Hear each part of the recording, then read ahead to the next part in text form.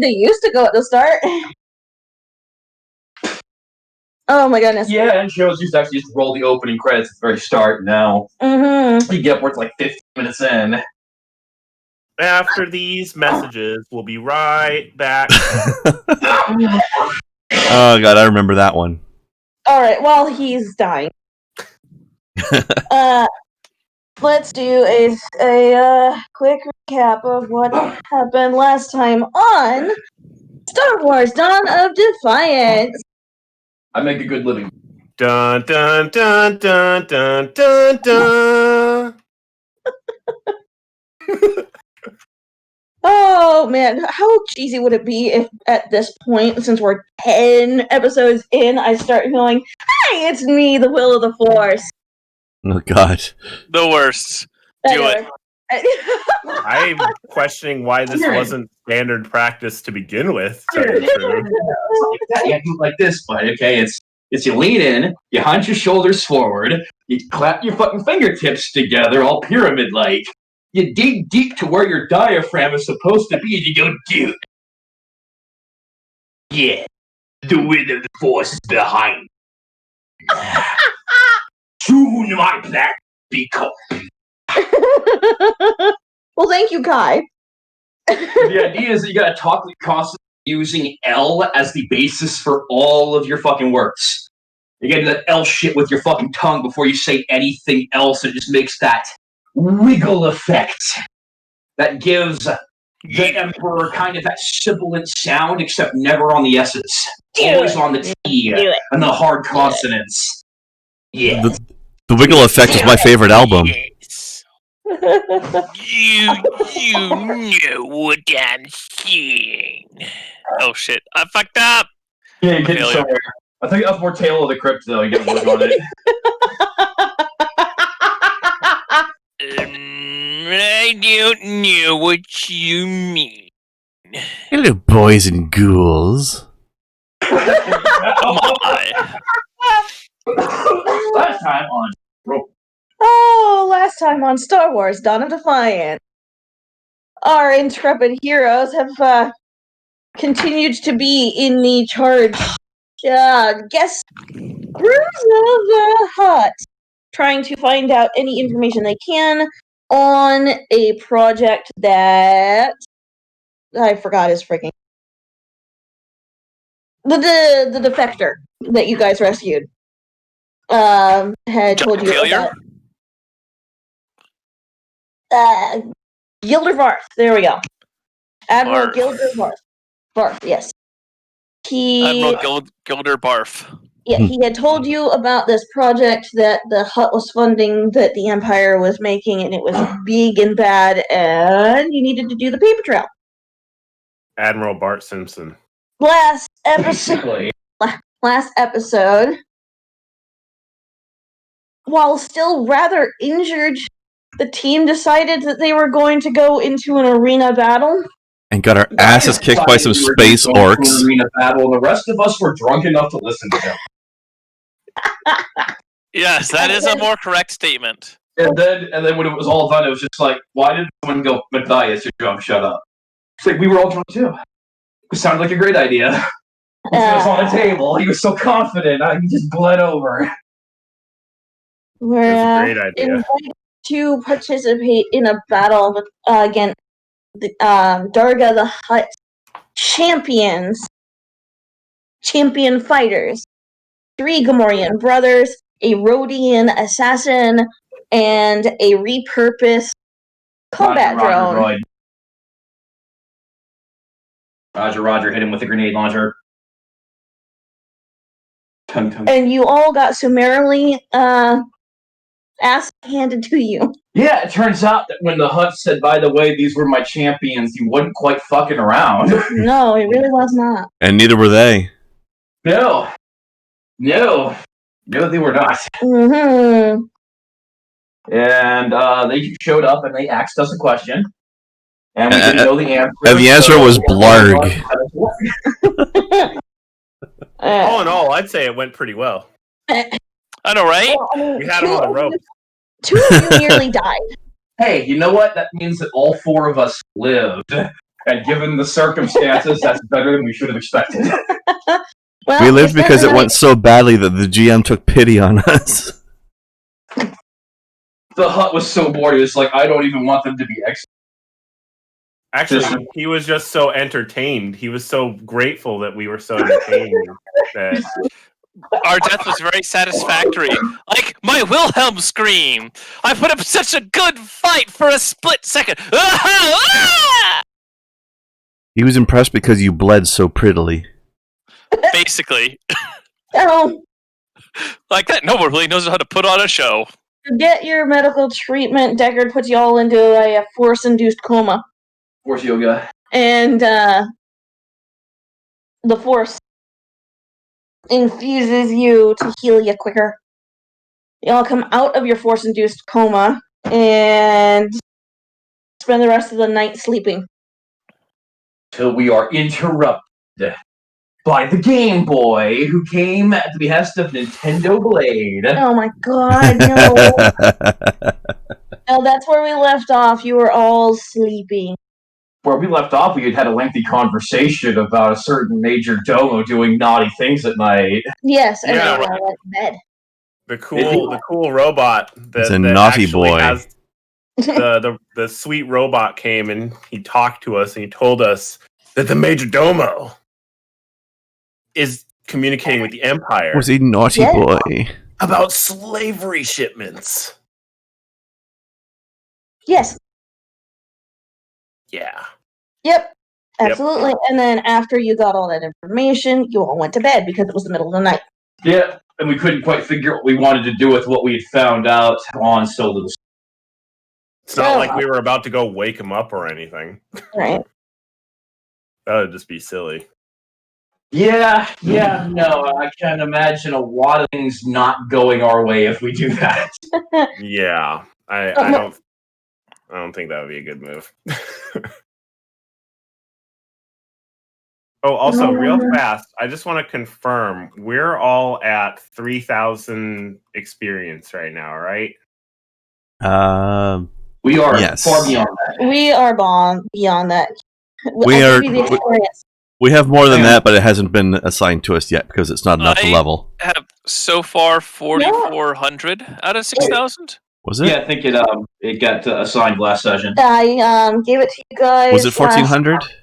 4,400 out of 6,000. You guys are at 4,400 out of 6,000 at the moment. Okay, sorry about that. I just remember No having to worries. go in the middle of that conversation, and so I just wanted to Yeah. double check. I had forgotten to write it down as well, so that's good. There you go. So, the night passes by uneventfully for most of the group. Deckard is plagued with dreams of home again, Oh, fun. rather than the nostalgic and rather homesick dreams. These ones are a little bit more nightmarish. Ruh-roh raggy. Mm. No, Feelings I of touched the warp, and now the warp's gonna touch me back. feelings of Everywhere. anger, desperation, the cries and screams of children. Ruh-roh raggy.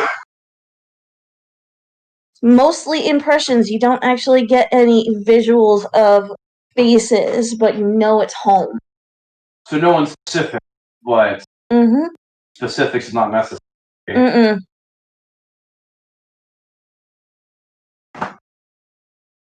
And just at the peak, when you hear an almost familiar voice shout an inarticulate scream, bolt awake from your dream.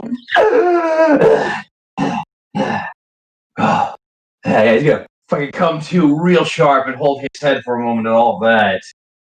Because as a very still undertrained acolyte, someone who would not even, like, who wouldn't be Ahsoka's fucking equal in the very first episode she shows up, his ignorance on Force visions is now a problem for him. Yeah, it really is. That's a nightmare, leaving him wanting to go home really bad. So again, startled, like, long time breathing to calm down.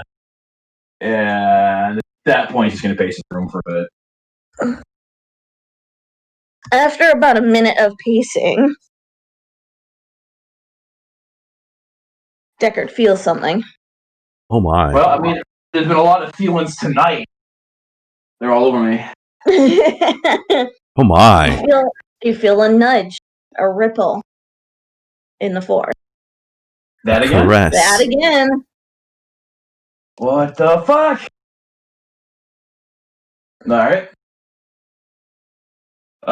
Well, he's a little preoccupied with his concerns, so when that happens, it agitates him more than anything.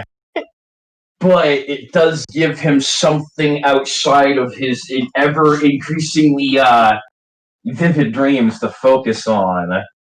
And once again, he'll try really hard to just still himself and feel that sensation out. See if it's leading him anywhere. You don't quite have a direction, but you feel like there's possibly a whisper that you can't quite grasp. Interesting. Damn near sounds like an In Flames song. But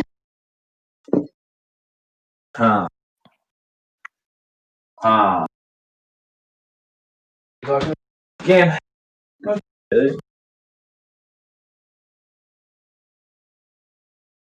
Yeah, no, he's got nothing. he's got nothing. He had nothing. You feel that and get nothing out of it. The best he's honestly going to be able to do is really just kind of go to his door and look outside it. See if moving creates a change in sensation. A mild one. He can tell now that this, whatever it is coming from somewhere in this mansion. Oh, fuck.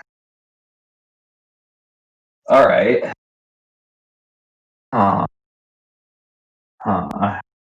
Yes, a really long look left, right. Well, it's the wee hours in the morning. What Deckard sees in the hallway is dimmed lights and ending of a Gammorean patrol. He'll let him go. Say, you don't know how to speak Gammorean. Doesn't have a translator program, so shit. Well, you know what? He'll probably throw on a fucking good set of clothing and take a walk. You gonna take a walk? Yeah, just go walk around the palace, most publicly fucking available areas. You gonna take anybody with you? No, just a quick walk. Okay. He'll grab his clothes. He'll grab his lightsaber, his holster, his medicine balls, his calm. Well, this early in the morning, there's not a whole lot of activity going on. Just a man and his balls. Man and balls, lots of balls. There are a few Gammorean patrols that you can see. There are a few servants here and there as they wander the palace with obviously with a purpose. They all seem to have something that they need to be doing. Alright. Shit, I'm totally out of place then. Because he'll look like this is a casual stroll. So this is very just slow and curious. You are not stopped. You're not bothered. Okay. I'm basically doing a lap around these, again, more publicly accessible, readily visible chambers and hallways. No, you start in the guest chambers where you have your rooms, and you move out into the more main hallway that leads to basically everything. Have some, Stacy. No, I'm good. Okay. I'm good. Okay.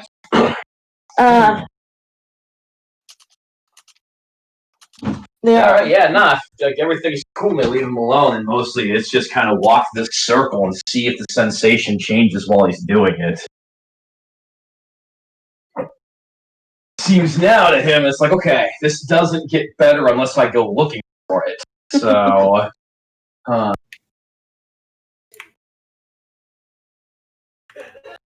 As you move more towards the main area, you lose the whisper. Interesting. So definitely not in the center of the compound.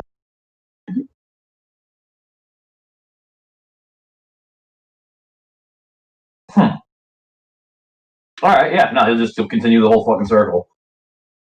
He'll go through the middle to the other end and then back to his end.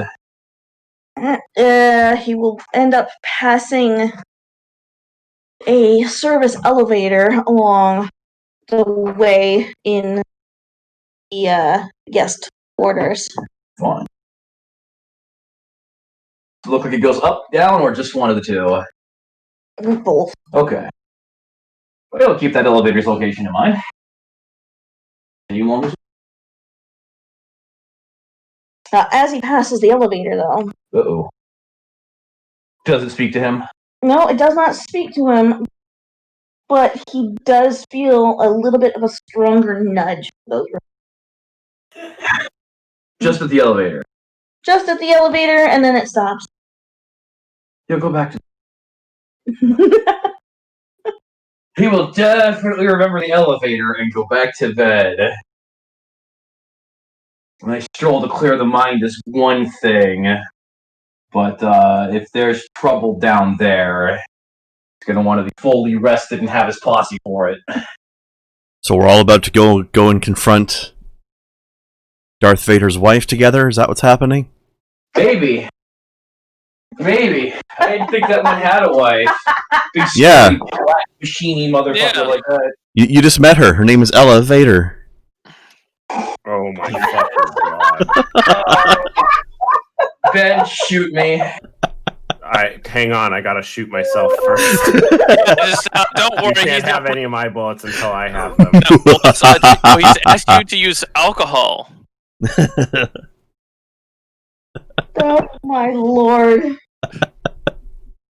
I mean, you bring me a fit of vodka and we'll just change up the definition and shoot me to death. Well, that was the plan. Oh my god. Oh my. Alright, well, that is... You're welcome. Yeah. I'm not sure how to deal with that.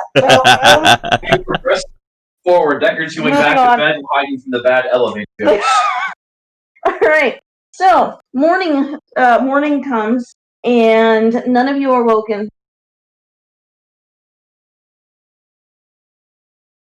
But do we wake ourselves? Well, Who here keeps themselves on a timely morning schedule? Says a no, of course. Highly unlikely. You're Yeah. a noble. You probably wake up at 3 p.m. Nah, you never know, man. There's the decadent ones and the ones that work all their fucking lives. And they're up fucking 7 Yeah, those ones aren't nobles. Yeah. Well, my point is that we have been waking up at a regular time, so I expect to be ready, awake, and prepared, and no one comes and gets me, and I'm like, I don't know that anyone would want to take a bath with the Toaster Lord. I disagree, Krendar. I think that individuals like that are exactly what the word on the tin is. They're lazy shit compatriots are the rest of the aristocrats. No, that's my point. That's what the word is supposed to mean, but doesn't. Anyway, anyone who has not woken up by the morning meal gets, everyone gets a knock at their door. And those that haven't woken up are woken up by the knock at the door. But Decker's up by that point. Well, that's definitely what wakes me up. Oh, Yeah. no, switch. Okay, there. Alright, so those two get woken up with the meal. Sizenel is up early on account of having a schedule most of his fucking life. And Deckard is up early on account of having a schedule most of his fucking life. So he, by the way, our rooms aren't bugged. We did sweep that shit earlier, correct? They are not bugged. Cyranic definitely has a tool for that. Put that on a really low frequency search and just listen for devices in the room. They are not bugged. Dude, that's actually one of the first things I would use your piece of equipment for. Less to find telephones and more to find spy devices. Right. Alright, so... Oh yeah, no, he's probably been up for an hour or two doing his fucking morning exercises. Who answers their doors? Deckard will Yeah, put I'm away not his going. lightsaber when he gets like, boop, boop, shoo. Hey, he's got to practice. Yeah. He's been practicing hard these last few days. And he'll go and open the door. All right. No, anyone who opens their doors is greeted by a servant with breakfast on a tray. Noms. Oh, thank you. I'll take mine in Matthias' room. I had to walk right there with the servant. Okay. Just really be like, oh, okay, is that what time it is? Well, fuck. Room service time, bro. I am not British enough to eat breakfast by myself. What's Yeah. a British? I don't know. My He meant Imperial. I'm not Corellian enough to eat British food by myself. What's a British? I am not Corellian enough to eat disgusting fucking space hobo food by myself. There we go. Third time's a charm. All right. So Deckard, Siri. Deckard brings his breakfast to Matthias's room. Yep. He'll make sure he's got alcohol with him when he does. Volok will eat dog alone. did, He yeah. doesn't care. What about Volop and Cizanil? Are they eating breakfast alone, or are they joining the duo? Well, here's the thing. Like, once he's there, assuming Matthias is awake and he can get through the door, and it's just, his own tray of food in the left hand and a fucking full bottle of hard liquor in the right. Knock with the bottle.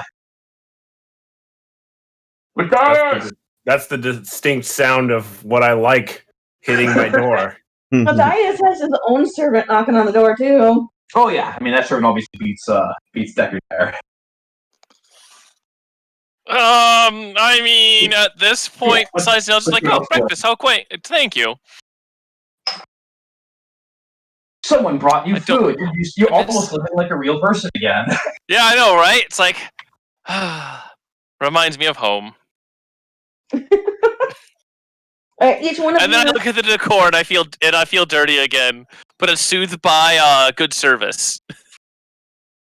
Each one of you is told when the servants hand over the breakfast. As court is suspended for today, as the hut has important business to attend to. Oh. Excellent. Does the Great Darga have any tasks required of us today? I will take your silence as a no, young sir. Thank you. Let the Great Darga know that his new team of security consultants will be taking the initiative they took to get themselves here in the first place and doing a sweep. He will know that we are visiting.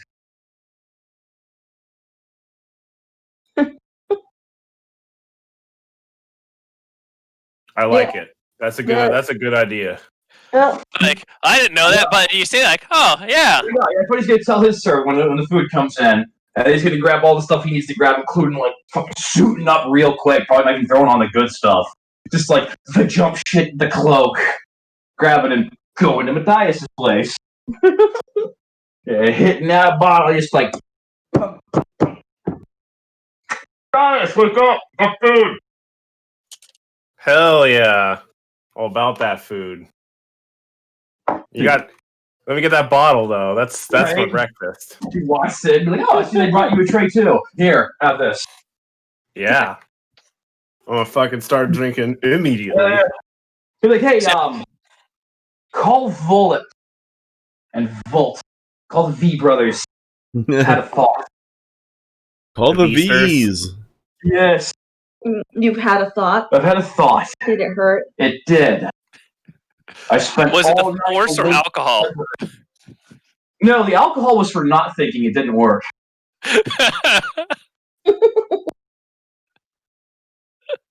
Alright, so So yeah, no, Vol up in size, and now we'll get a phone call from down the hallway. Because I don't know if they text Star Wars or not, so fuck it. It's just whatever laziness is available to me. I don't know. It's a 3D picture. You just kind of whip out your phone. It's a picture. It's a 3D hologram of your face as you speak. So you send a video, a holo message. It's not, no, I don't have a holo communicator. I've got like the little microphone that Luke Skywalker had on his belt throughout the entire first movie. Those are their basic comm units. The walkie-talkie cylinder. So, Yep. But yeah, nah. Since we've got like hella encrypted fucking comms and everything, you just fucking get on over his. Gentlemen, Bullet, Sazano. I'm having breakfast with Matthias, and I've had a thought about the information received last night. Come join us. Oh, okay. Like, Hold on over. Yep. Just neatly get my tray together. Nice glass of wine, and gently move my way over. holy shit. It is settled. Everyone in the group is a functioning work alcoholic. Space hobos have the worst variety. Everybody but one, anyway. Okay, yes, the person who actually shoots like he's got a hand that stays in one position Yeah. is not a lush. alright, so I'm assuming that all of you gather in Matthias's room. If we fit. Yes, you are. I like Toaster Lord's thinking. Oh, what does Lord think? Let's get faded and go get fucked up in the arena again. It's a thought. We're actually better healed than we were the last time we went and fought them. We're not fighting the space pigs again. Deckard is ready for his one-on-one debut. Well, court is not in session, so there's not going to be any entertainment. Oh yeah, no, that's busy. That's busy. Right, so And, here's what we do. We go to the Gammoreans, and we have Sizanel put some, I don't know, something in the booze, and I'll drink with them. And I don't know what Sizanel would put in there or anything, but obviously Sizanel's definitely got something. Ecstasy. So. Yeah, exactly. Some noble stuff. That's salts. But let's say, I'm pretty sure we've all fit in one of these four of us before, because like one of the very first things we did to break in the room was have Deckard get drunk and then take the empty alcohol bottles and hold them together, making an arch with the Force, like one at a time. Actually, no. Bath salts would make them more aggressive. That's a bad idea. Yeah, let's not give them bath salts. Yeah, no. I don't need space pigs eating my face. All right, so everyone's in.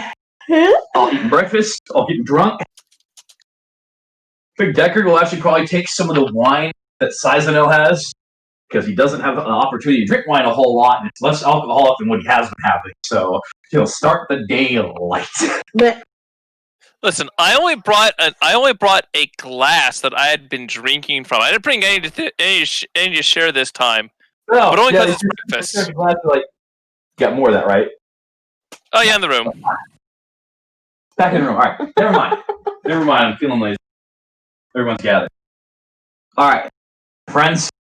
I've had a thought about this information and this data chip that our friend, I think, Mr. Switch brought to us. no, it was 6-6. 6-6, but at the end of the day, 6-6 is working for Switch and working for Darga, and no man can truly be loyal to two masters. So, as far as I'm concerned, I'm pretty sure he's working. I mean, he's basically doing what we're doing, pretending to work for Darga. Yeah, precisely. So, given that relationship between those two, the fact that we've met him, and now we have this outside help, I think we are sitting on key. These conversations have been kept private from Darga, and if 6-6 is true to his word, and Darga would never accept any attack against the Major Domo, then let's not attack the Major Domo. Let's not even bring it up.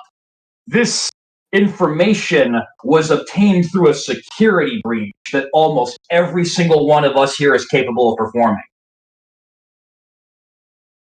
Let's take it to it and present to Darga what we know because of this information. The Major Domo has been talking to third parties about problems that he's having with competitive business, and that we would like to know how we can help with the business problem.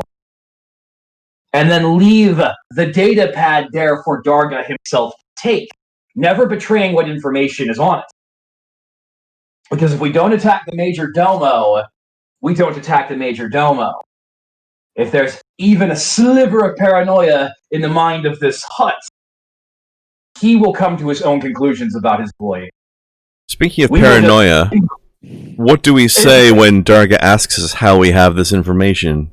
We tell him that we got it the same way we got into the palace, by breaking in. Breaking into what? Servers. This information comes directly off of communication equipment located in this palace. I told one of these servants that came and spoke to me this morning, the one that brought me my food, that the four of us would be busy today because Darga's busy, and that we would be doing our good quote-unquote security consultant work. We can present this and say, we found a weak spot in your electronic security, and this is the information we were able to uncover. I like it. Fair enough.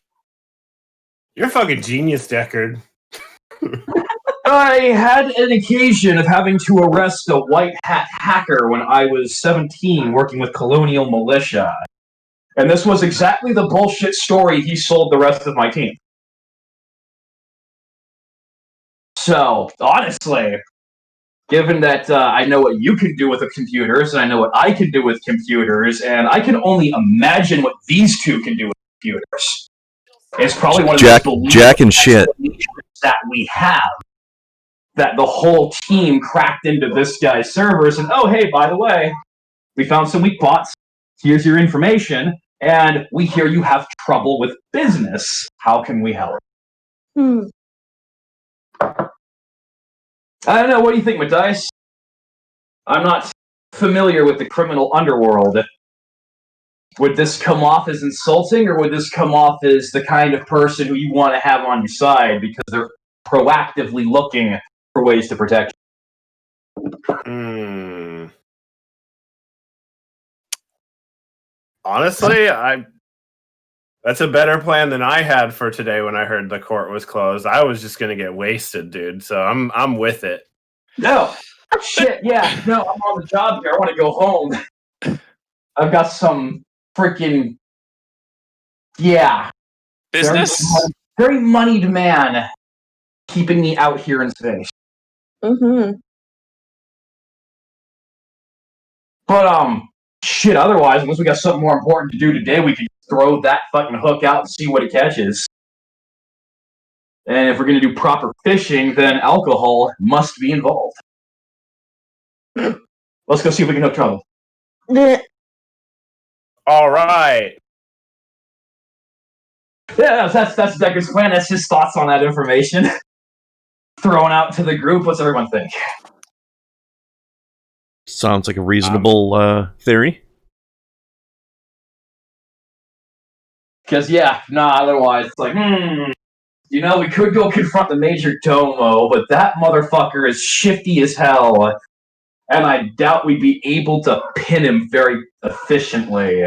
I feel like it's a better idea to not let the man know that we're onto him. Well, here's the thing. That's not possible if we do what we're about to do. Because that's Darga's second-hand man, and we're going to be throwing this shit right it's different. Darga. It's different, though. Is it? It's different between going to the guy who did the thing and telling him that you're onto him to his face versus snitching on him to his boss. Yeah, by showing that you have hacked into his very specific private communications off-planet with the Empire. If he's got big fucking wheels in motion, anything we do potentially throws a wrench in. No seducing, Kai. Can we potentially get more on this guy before we do it, though? I don't know. I've been trying to, but every time we've tried to find him, he's dodged out. Can we hack up some more stuff in the? Can we slice more stuff out of the computer about him? I mean, I bet I could. While he's gone. Fair enough. So there you go. It's like, fuck, why don't we do some real hacking alongside the hacking we pretended that we do? Yeah. Then we're not even lying. You know what Deckard will does with that role? I mean, we definitely could. There's nothing saying we can't. No, we just gotta be able to get access from the right freaking set of consoles, unless it's all networked together. All right, guys, you know what to do, boys. Roll to seduce the computer. Oh, God damn it. No. Well, hang on. Dear Will of the Force, are there any computer consoles in this room? No. Where have we even encountered any computer consoles since we've entered this place? Because I feel like I didn't notice any. Okay. No. All right. Well, then we got to find ourselves a fucking computer to play with. Well, you mentioned it. I found an elevator last night. We haven't been through yet. You guys want to go looking around before we go talking to Darga? That'd be a great time to be seen on patrol. Let's do it.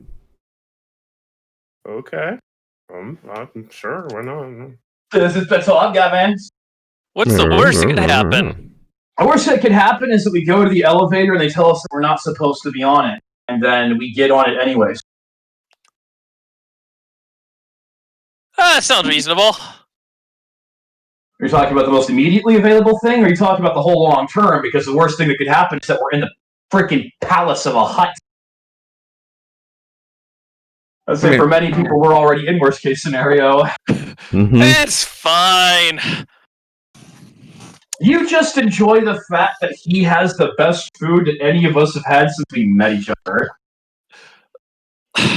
Not that I can complain. No, I'm just trying to keep in good spirits. Okay. I think we had too many good spirits yesterday. We're already in this deep. Why not live the moment and do a good job? And save the spirits for after the hacking. What? I don't know. Are you I'm crazy? How to do it work. Not drinking when we could be drinking? Are you fucking nuts? Get out of here.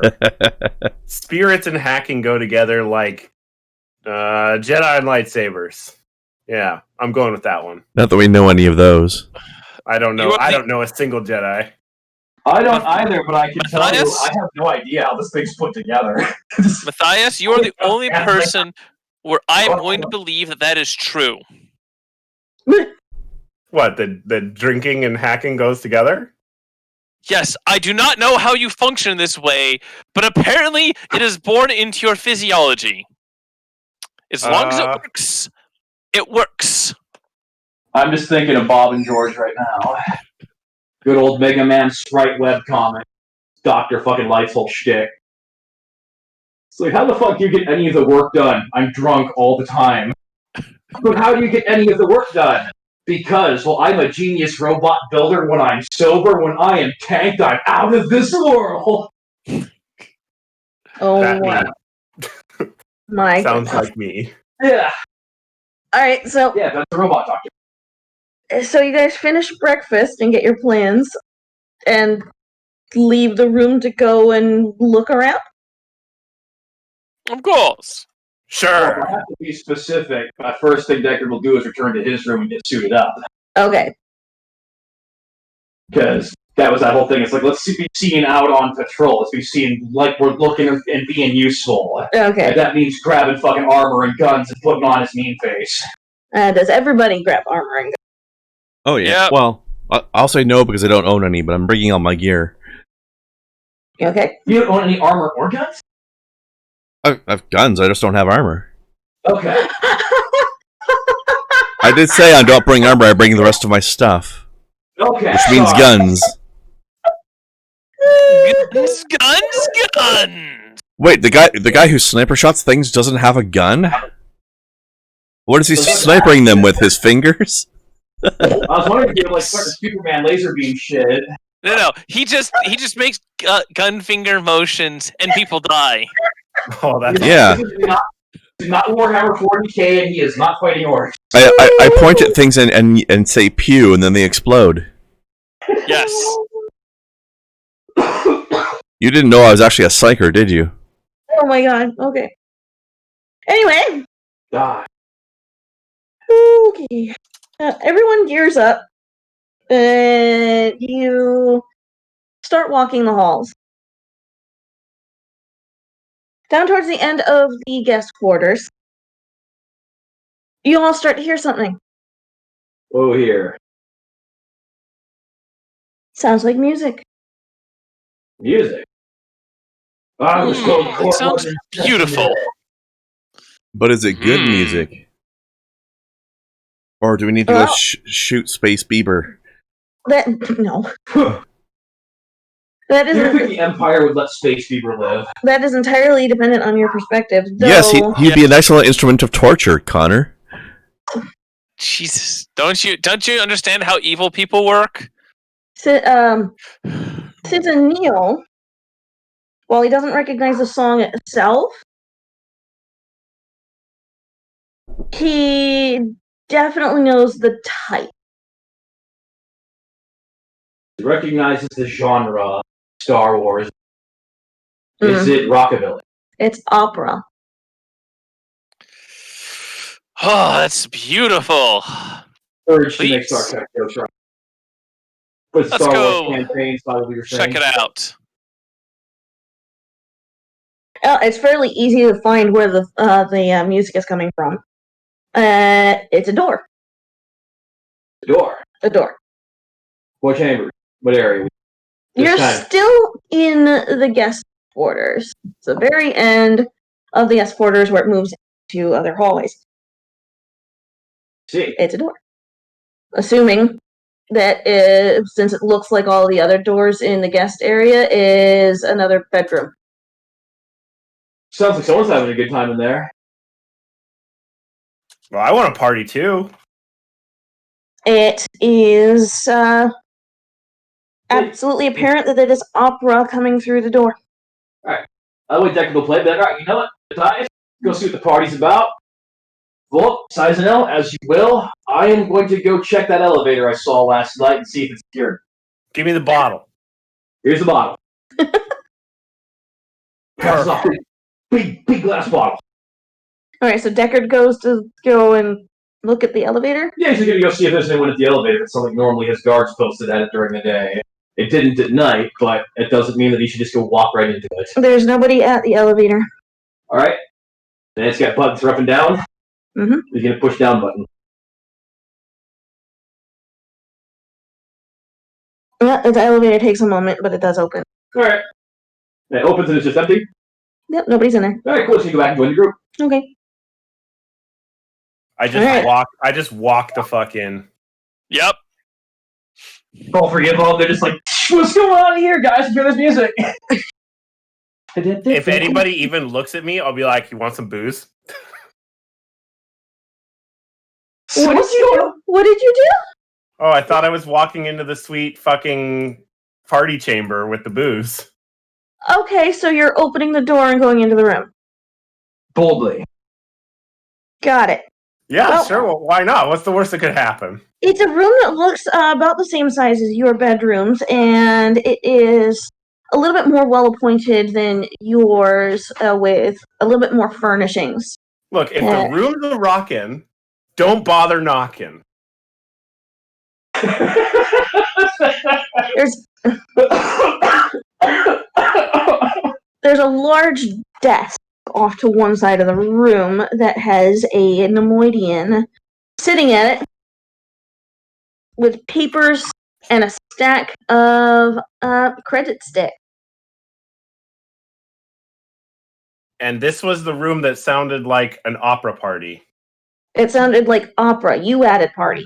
I'm drunk, so obviously it's a party. And where's the music coming from? There is a It's like a stereo system, basically. well, Star Wars variety. a Star Wars variety of stereo system, whatever it is, record system. I don't know. The probably just kind of be like a standard, like digital fucking audio player. Yeah. They might have very weird sound projection and storage mediums, but the fucking music device is a music device. I It's will- a single Nemoidian, cred sticks, opera. Is this a Major Domo's room? No. Who the fuck is this? I will Decker's straight with up some degree. I will straight up just approach the dude and be like, "You look like you could use a drink." And I'll just offer him the booze. The Nemoidian is actually rather confused by the interruption and people in his room. I thought I was the only one who went in, but Well, I mean, Saizenel, this is Bullet. Neil and Bullet are outside the door, so I mean. What you doing? You going with him, or are you staying back? Actually, no, he's not Nomoidian. He's Derosian. Oh, Sorry, my mistake. He was Derosian. He is an elderly Derosian. does he talk with a gravel voice like this?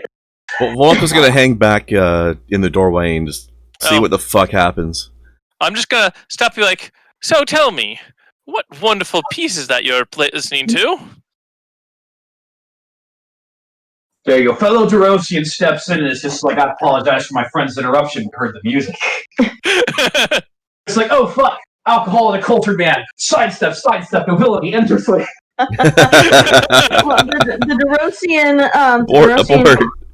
gives a smile and waves a hand in the air and says, so glad to have guests. Please sit, enjoy my the Nemoidian opera. So music in Nemoidian. The music is absolutely Nemoidian. It's a Nemoidian world, local fair, I understand, but it's a Derosian. Yep. Taste. Deckard can already sense the racial tension he's likely to provoke. There's a moment, there's a face behind the helmet mate's like, I see. Which one specifically? On an ask, I have this on a looping playcast to keep myself from feeling alone. I don't get many guests.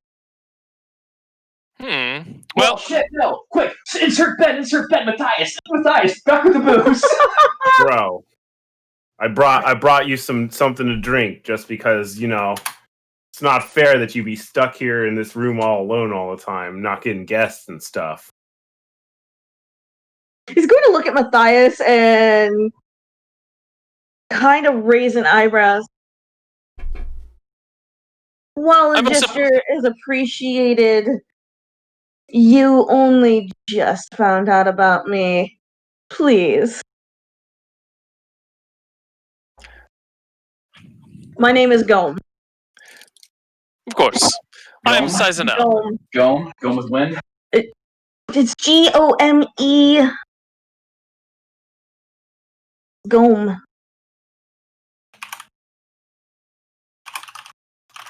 I'm writing that down. You're writing that down. Yep. Encountered Gome. Okay, Gome. Well, what are you doing here then? My job.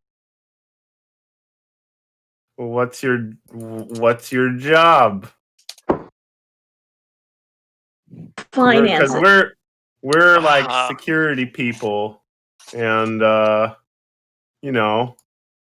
we were kind of just on patrol today, and I kind of thought it was weird that I was hearing opera from a room.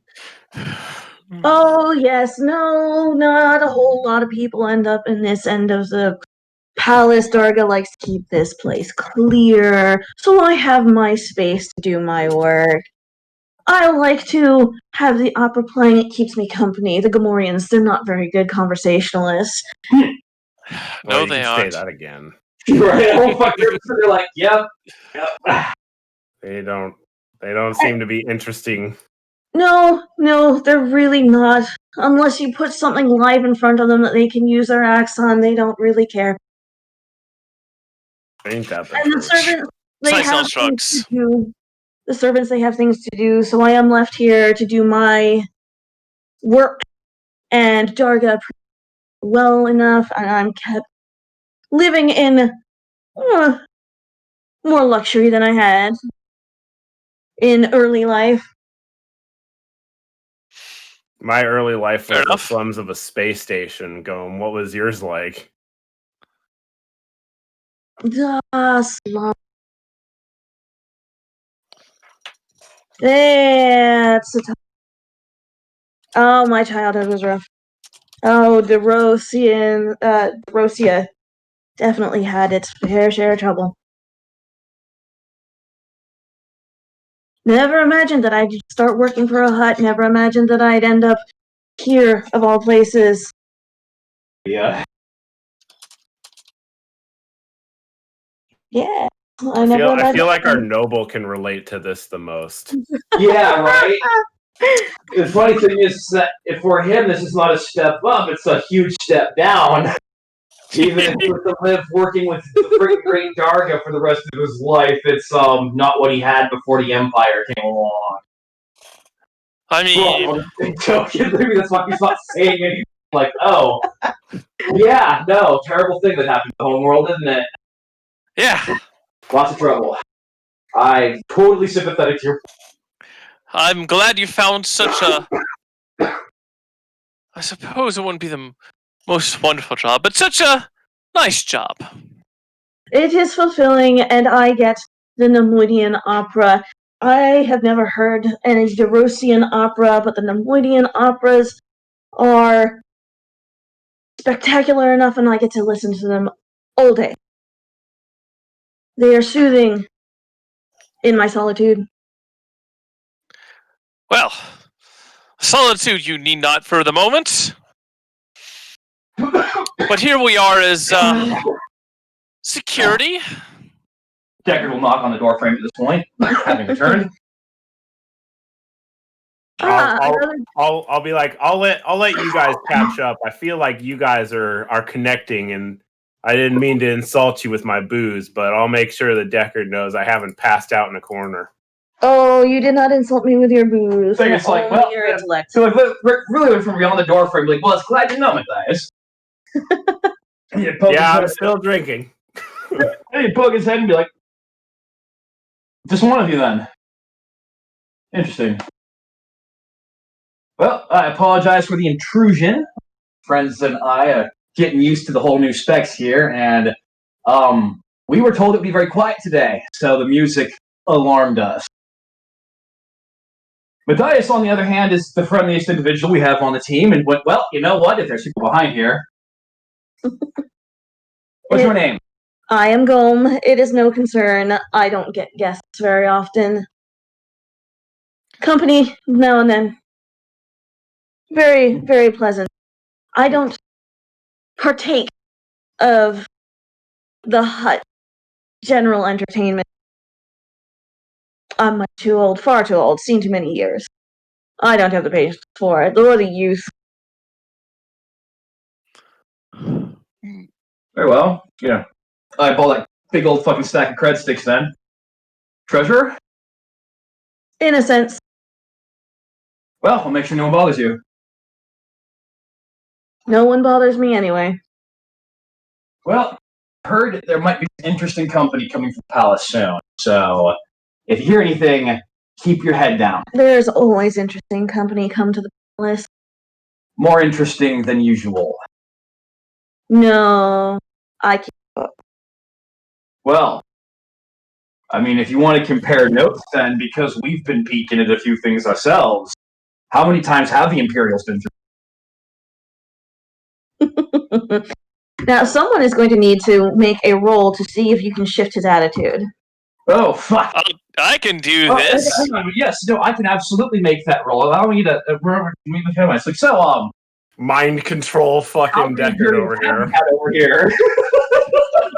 I think his UTF is better than my persuasion. And then just make a circular motion, just have open hands at the bottom. Like, yes, it's a peaceful pantomiming. Oh my lord, are you attempting? I don't have fucking persuasion. I bend people's will with magic. Oh, you're gonna use the force then. You know what? Hang on a minute. Let me actually think that action declaration through, because there's weird force hijinks going on here. Yeah. And you know what?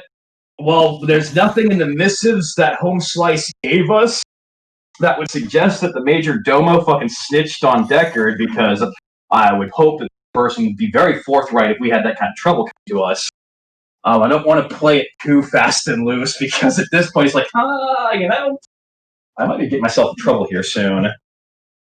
Young and unwise, fucking around with his kind of fresh explorative abilities. Come to the stars, going, yeah, the Jedi won't kill me. You kind of look at the Empire, being like, but they will, though. I don't know what to do with myself.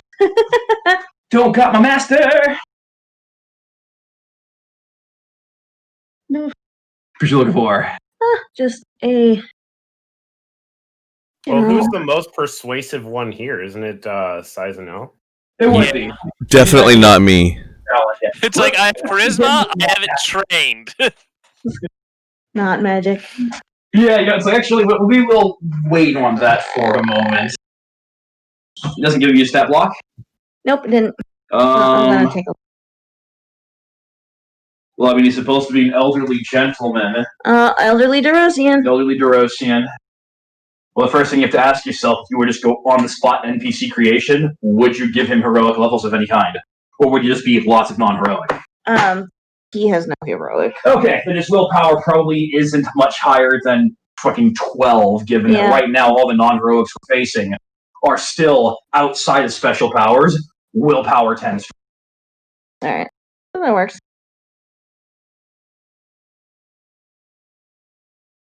Yeah, actually, I kind of like their formula. Okay. I looked at their NPC stuff. It's a bit cleaner than D&D 3.5's ever was. So, is Saizenel going to try to move? Well, here's the thing: is the Decker's going to throw the question out there, having not used it. What happened? He asks how many Imperials. Yeah, basically it's like so. Because we know at least once how many times have Imperials been through.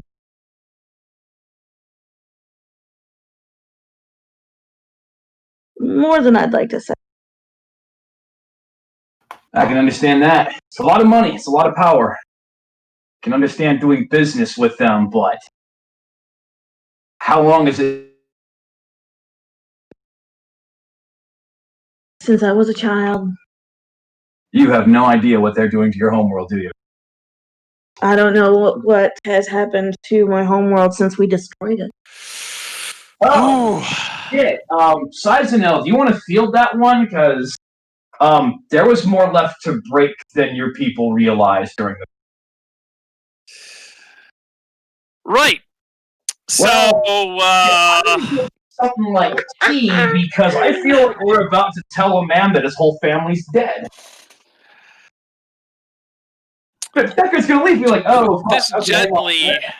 This could go on. I lived around Duros in one of our cities. Unfortunately, the majority of the population has been relocated.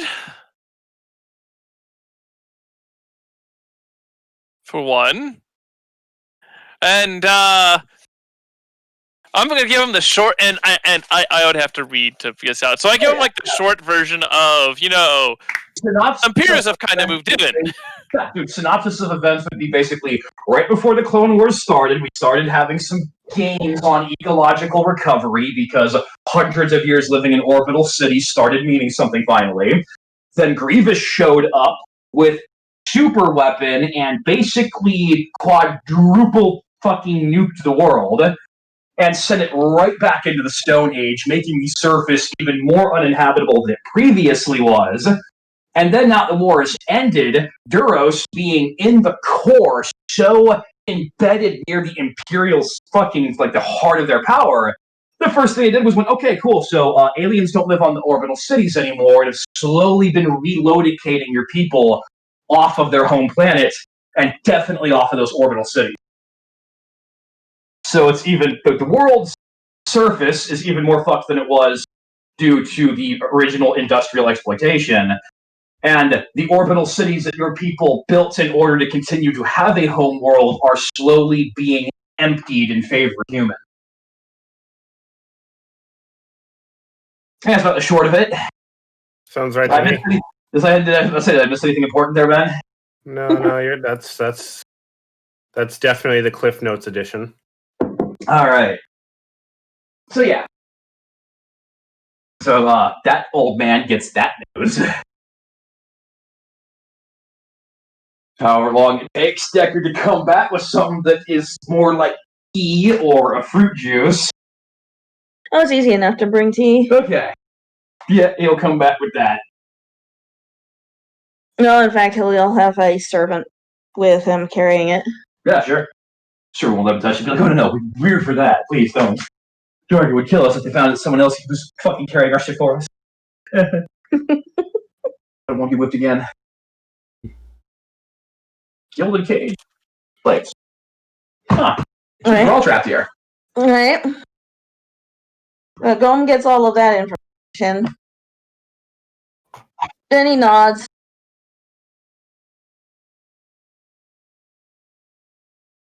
Cry for homies. Mm-hmm. It's not too surprising. I'm almost half tempted if you wanted a skill check there, but I don't think there's anything really worth, No. No, I mean that story can be open to you attempting to get more information out of this guy. You're bonding as fellow Derosians. Yep. And you bore witness to both tragedies.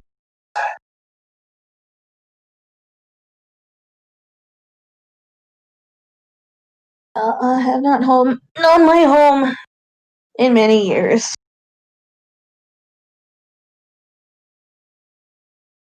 Only so much news I've got.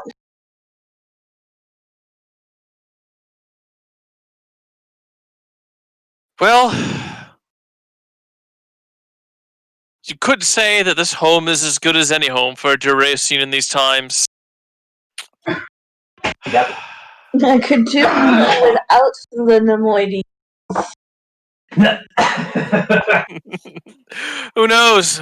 Maybe they'd be willing to let us buy this planet off them. Oh, doubtful.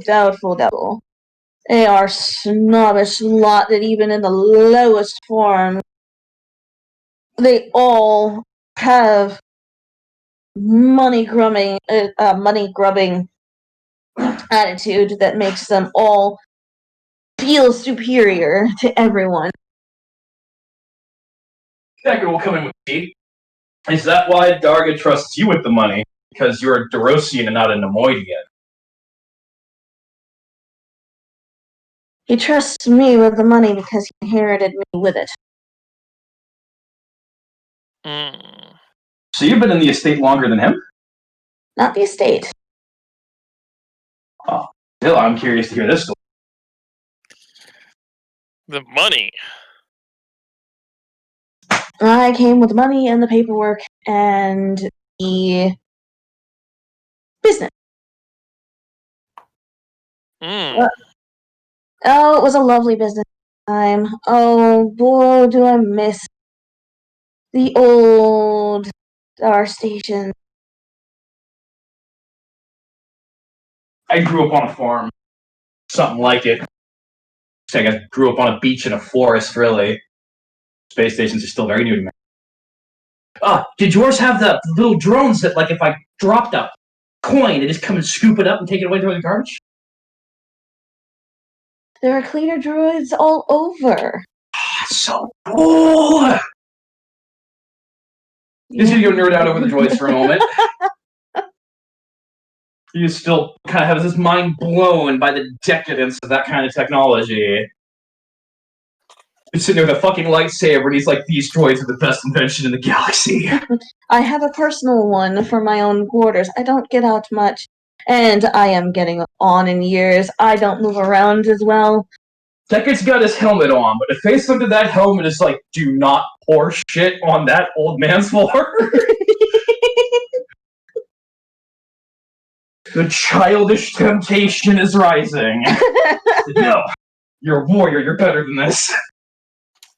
It's like, but it's so novel. Precisely, it's a distraction. You are talking to a financier, you're supposed to. He looks at the guy again. And gets real quiet. Oh, dear. Really? Yeah, I got upset, but he doesn't stare. He just kind of looks at it, and he gets quiet, and kind of goes back to the door. Then he goes back to Matthias and be like, hey, so, the elevator's working. Oh. That's good.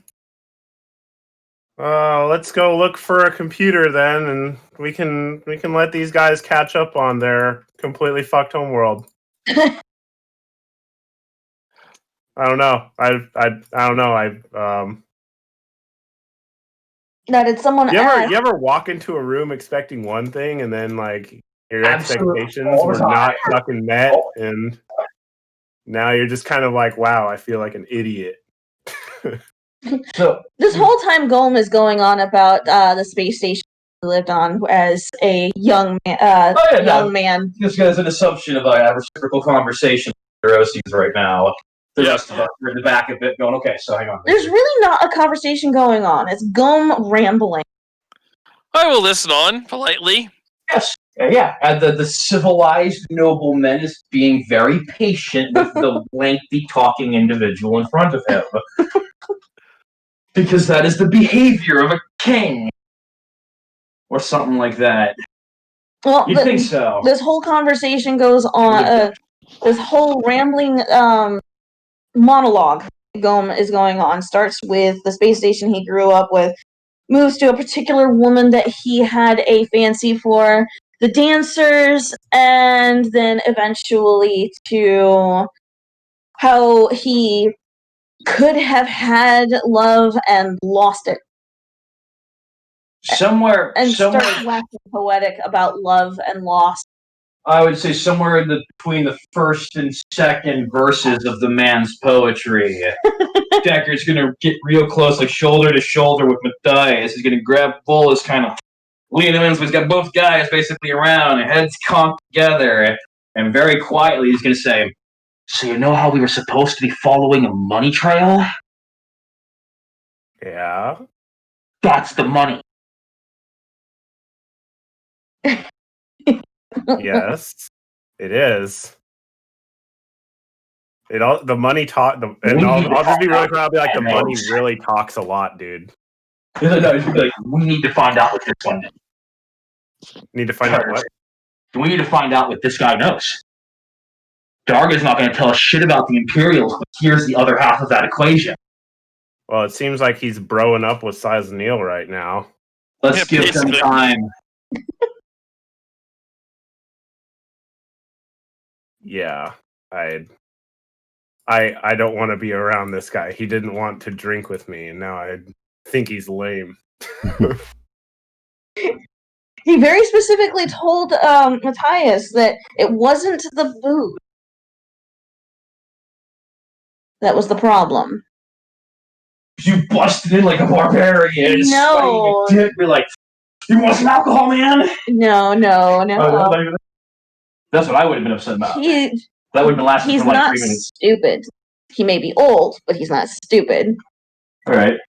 You guys walked into his room and only had just met him, and Matthias was saying that, oh, I brought you this bottle because you shouldn't be alone. Yeah, that was kind of weird. Okay, yeah. Like, I don't know you. Hi. Yep. Nope. It's you only just met me. Yeah. Then we come in and be like, oh, no, he's a great guy. He's just very drunk and thought you were a droid for a moment. We'll tell you that story later. It involves eggs. So, no, it was not the alcohol. I'm going to blame it on the alcohol. I will always blame on the alcohol. Yeah, fair enough. Here's the thing, we're blaming all his success on the alcohol, too. Yep. We have taken away Matthias' agent. He is a body with a bottle in the brain. Basically, that sums him up as a character. Hey, I've got a blaster, too. That's why character Madrash started, and 3.5 years later, he was one of my very favorite characters in a roleplay. Well, you see, Connor, this is just proof that alcohol is the cause of and solution to all problems. It's a very American way of thinking, but I appreciate it. Alright, so... You're welcome, American. Gulm is still... Dude, first thing Washington ever had to shoot at when it wasn't Brits was a whole bunch of rowdy good old boys trying to sell booze. Gulm is still rambling. Okay. I mean, I'm just like, I was still interested in knowing more, but this is part of making friends. We are not going to listen to a story. Fucking later, said he has to leave. The three of us can totes go downstairs while Sizenel continues his work with this guy. Exactly. Mm-hmm. So yeah.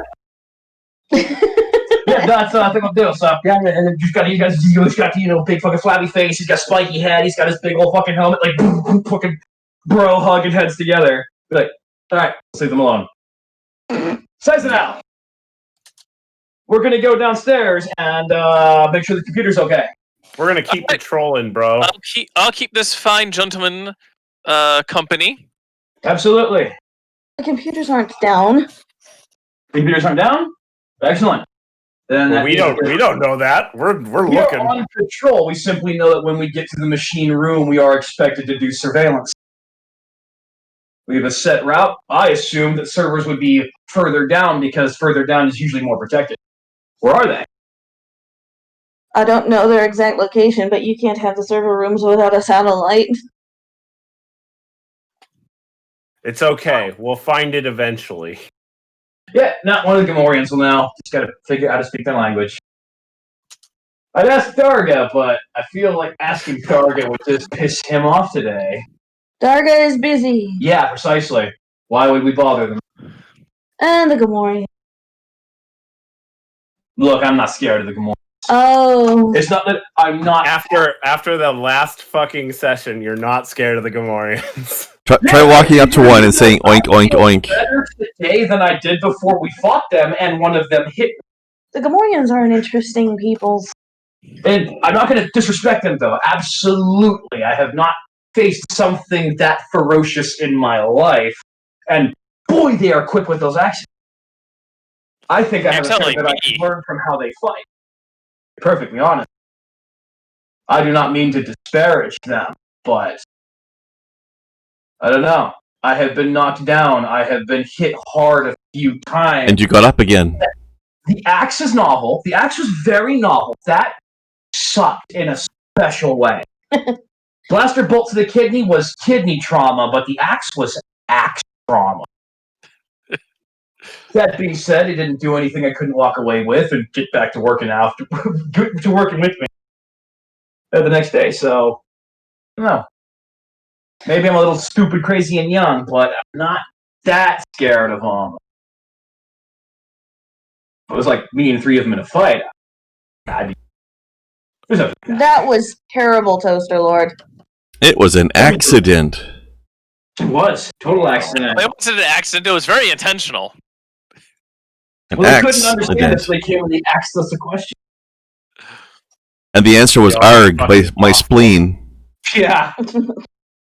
The answer was snap, crackle, pop. Golem is rambling again. It started with the Gammorean peoples. The three of us are leaving now. But we'll keep him entertained. Moved to space travel, and then now he's talking about some kind of flower. Well, that's no woman talk. That is poetry. It's a flower. High education. He doesn't seem to be able to stay on a topic. Oh god, he's Joe Biden. Joe Biden, he's This should mean that this should mean that no matter if he's Joe Biden, this means that no persuasion is needed to make him friendly. Persuasion is needed to get him onto a selected topic. There's no failure. There's no penalty to failure, except that you just wasted time. Honestly, if this is Joe Biden, then recent video footage would suggest that a persuasion check is needed to get him to not shit his pants while he's talking to you. No. That has no effect on that. It is, in fact, something that will happen regardless of anything you try. Seriously though, did you guys see that footage? No. He was being interviewed by some guy and he ripped ass in the middle of the conversation. Like farted? Like a huge wet one, and you could he let out a senior fart. You could hear it, and the other guy's face, like he reacted to it, like it's. Oh my! It was hilarious. No, properly shit himself on camera. He's not senile and he's not stupid. He just doesn't stay on topic. Very ADD. Very old. That was from like May. Oh, that one we just ripped one. Very old, like one of those old men that's on a front porch in a rocking chair. That back in my day. No. Actually, I remember this clip. You want to hear something? You want to hear a better one, though? Yeah. There are people out there that made excuses that no, he didn't fart. It was a cup moving across a desk. a very wet, squishy cup. Yes, there are people covering for this shit. I can send you guys a clip of it later. No, I googled it. I'm like, oh yeah, this sounds a little familiar. Just a fart. This is Yeah. hilarious. It was a hilarious controversy. It's only a controversy because each party will always deflect from the accusations of elderly yeah. The same thing we've seen through the cycle like fucking 5 times now. Trump was too old, Bernie was too old, Biden was too old, Clinton was too old. Fucking the only person who wasn't was Obama. And he wasn't American. So You know who's really too old is Palpatine. Yeah. That guy's too old. Palpatine for Prez 2024. He looks like a fucking nutsack. That would Palpatine for president would actually be worse. He looks like someone who fucking went to a leper colony and went, "This is fashionable." Anyway. Alright, so Gom is rambling on and doesn't seem to be able to stay on topic. Yep, the 3 of us are going. That just means we have more time. Yeah. Well, more importantly, it means that guy is preoccupied telling a story, therefore won't be bothering us with any of his own curiosity for the time being. Also, maybe Sizenel can squeeze him for info. Yeah, basically. Good luck. So, computer server, whatever the fuck we're looking for, is not downstairs. Nope. But we still want to go downstairs, and then upstairs, whatever we can do. Get a good look at this place, everything that is not forbidden to us. Yeah, I just want to see everything. Yeah, we have not really been on a proper, just our own patrol, unguided. We got the tour. We got to hang out with Darga all day and be entertained and victimized in equal fashion. And now it's a new day. Alright. So yeah, we've got to find whatever the fuck we're looking for, but Alright. I don't know how many people we should let know we're doing that other than one guy. Okay, so 3 of you go to the elevator and you get on. Planting witness. Yep. Yeah. Push a button? Push a button. Which button? I want us to have a very solid alibi when we go and do the things that we do. But even if we don't find the computers, only 2 people will even... Well, actually, only 1 person will even know we went looking for them in the first place. Alright, so which button do you push? There is the ground level button that seems to be where you are. The correct one. There are... It seems to be 2 buttons for basement level and 2 buttons for upper levels. Start at the bottom and make our way up. Start at the top, work our way down. One of the 2. Let's start from the bottom, I guess. I think so, yeah. I Alright. bet he's got a sweet dungeon. Oh, man, you just... Hey, fireworks. Alright. So you Very few. you push the button to go to the very bottom? We hit B2. Alright. The elevator goes down. From now on, it will be designated B2, B1, G, F1, F2. And Simply it reaches its destination and opens up. we have elevator music. No. You know these things used to have music. Dun, dun, dun, dun, dun, dun, dun, dun, dun, dun, dun. Yeah, my grandpa used to operate. The doors open. And you can absolutely tell it's a basement. It's mostly stone. Are there any doors? Or There is it is- wide open? It is lit. The area off of the elevator is fairly open. There's a hallway. And there's a lot of Gammorean.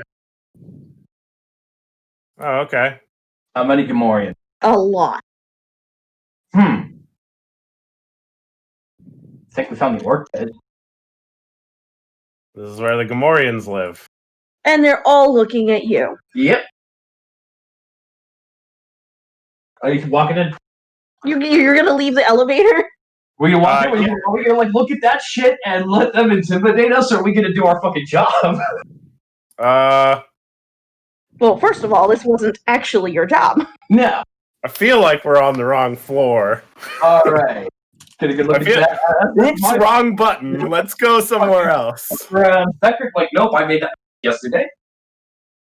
Yeah. Yeah, I'm gonna pass on Yeah. walking through this. We're like, wrong floor. Close. I mean, you're like, I'm looking for someone specifically. Okay. So elevator moves to B1, and Cizanil is still listening to Gome ramble on and on. At this point, he's talking about some kind of food that he had when he was a child. Was it made out of that flour from earlier? Oh, that was long gone. No one makes it like Mom used to. Space Mom. Space Mom. Alright, so we're in the elevator, Mm-hmm. and because clearly shit's a little bit more ridiculous than we've been. Yeah, it's like, that's 2 swings and misses. Before the next elevator door opens, I am going to... Alright, let me see what I can think of, what I can feel about the room in front of me. My master would tell me to be vigilant and mindful of my feelings, so I should start doing that. One last thing. What's out there? Okay. You can tell that there are But no roll? Sure. Alright, cool. there are people moving. Yeah, I can tell it with my ears. What else can I tell? It seems like they are patrols. Saw those this morning with my eyes. Concentrate harder. Other than that, this floor seems fairly empty. Alright. Let's explore it. Yeah, door's open. Apparently, Deckard receives his force power from the Twilight Zone. Right. The doors open and another room off of the elevator hallways. A couple of Gammoreans that seem to be patrolling around. Alright. We will also patrol. Yeah, no. Like I said, my guy's got full fucking equipment. I don't know how Volt's carrying his stuff right now. But Deckard is out, rifle in hand. Like, not pointed forward or nothing, but definitely... Same way. Alright, well, there are a couple of doors Grip high, down barrel the hallways. low, flush Yep. chest. There are a couple of doorways off of the hallways. Doesn't seem to be a whole lot of people. Nice and quiet? Yeah. Alright. It's a basement. Doors are closed. Anything marked in any particular fashion? Not that you can tell. Oh, let's go poke a door. You're gonna open a door? Yep. Okay. Well, you open the door. Here. You found a storeroom. Nice. What are they storing here? Dry goods. Food? Yes. Alright. Go check another one. You find the wine cellar. Excellent. Oh shit! There goes Matthias. He already has some. Oh, yeah, I've I've got one bottle in my yeah. hand. I don't need more bottles. Okay. Go and check each room. Where's kind of Matthias, thing. and what have you done with him? No. Here's the thing. He know if when his current bottle runs out, he knows where to get a replacement bottle, but he doesn't need a new bottle right now. That's like grabbing an extra gun when your gun still has power within the battery. You toss it once the battery is empty, but until then you keep it on you. Each of the rooms has some kind of food, drink, Alright. equipment. Like for the drugs, replenishing the... And the only way in and out of this floor is basically through this one elevator? Are there stairwells? Other elevators? There are no other elevators, but you have seen at least one stairwell, and you think you saw, like, a small servant's passage? Yeah, we'll check both those out. Yeah, they're empty. Alright, where's stairwell leading? Same 5, or just go up, not go down? The stairway goes up. Alright. So, B2 is definitely deep down. There's stairs, and we can go down there. Yep. That's probably service elevator. Yep. Cool, so if we ever need to keep the Gammoreans from killing us, all we need to do is knock out this one elevator. It'll trap it. Wow. That seems like an oversight. Yeah, it's a good thing we're doing this consultation work, isn't it? Yeah, we'll need to point out that poor decision. Oh, I'm sure we can point it out when it's appropriate.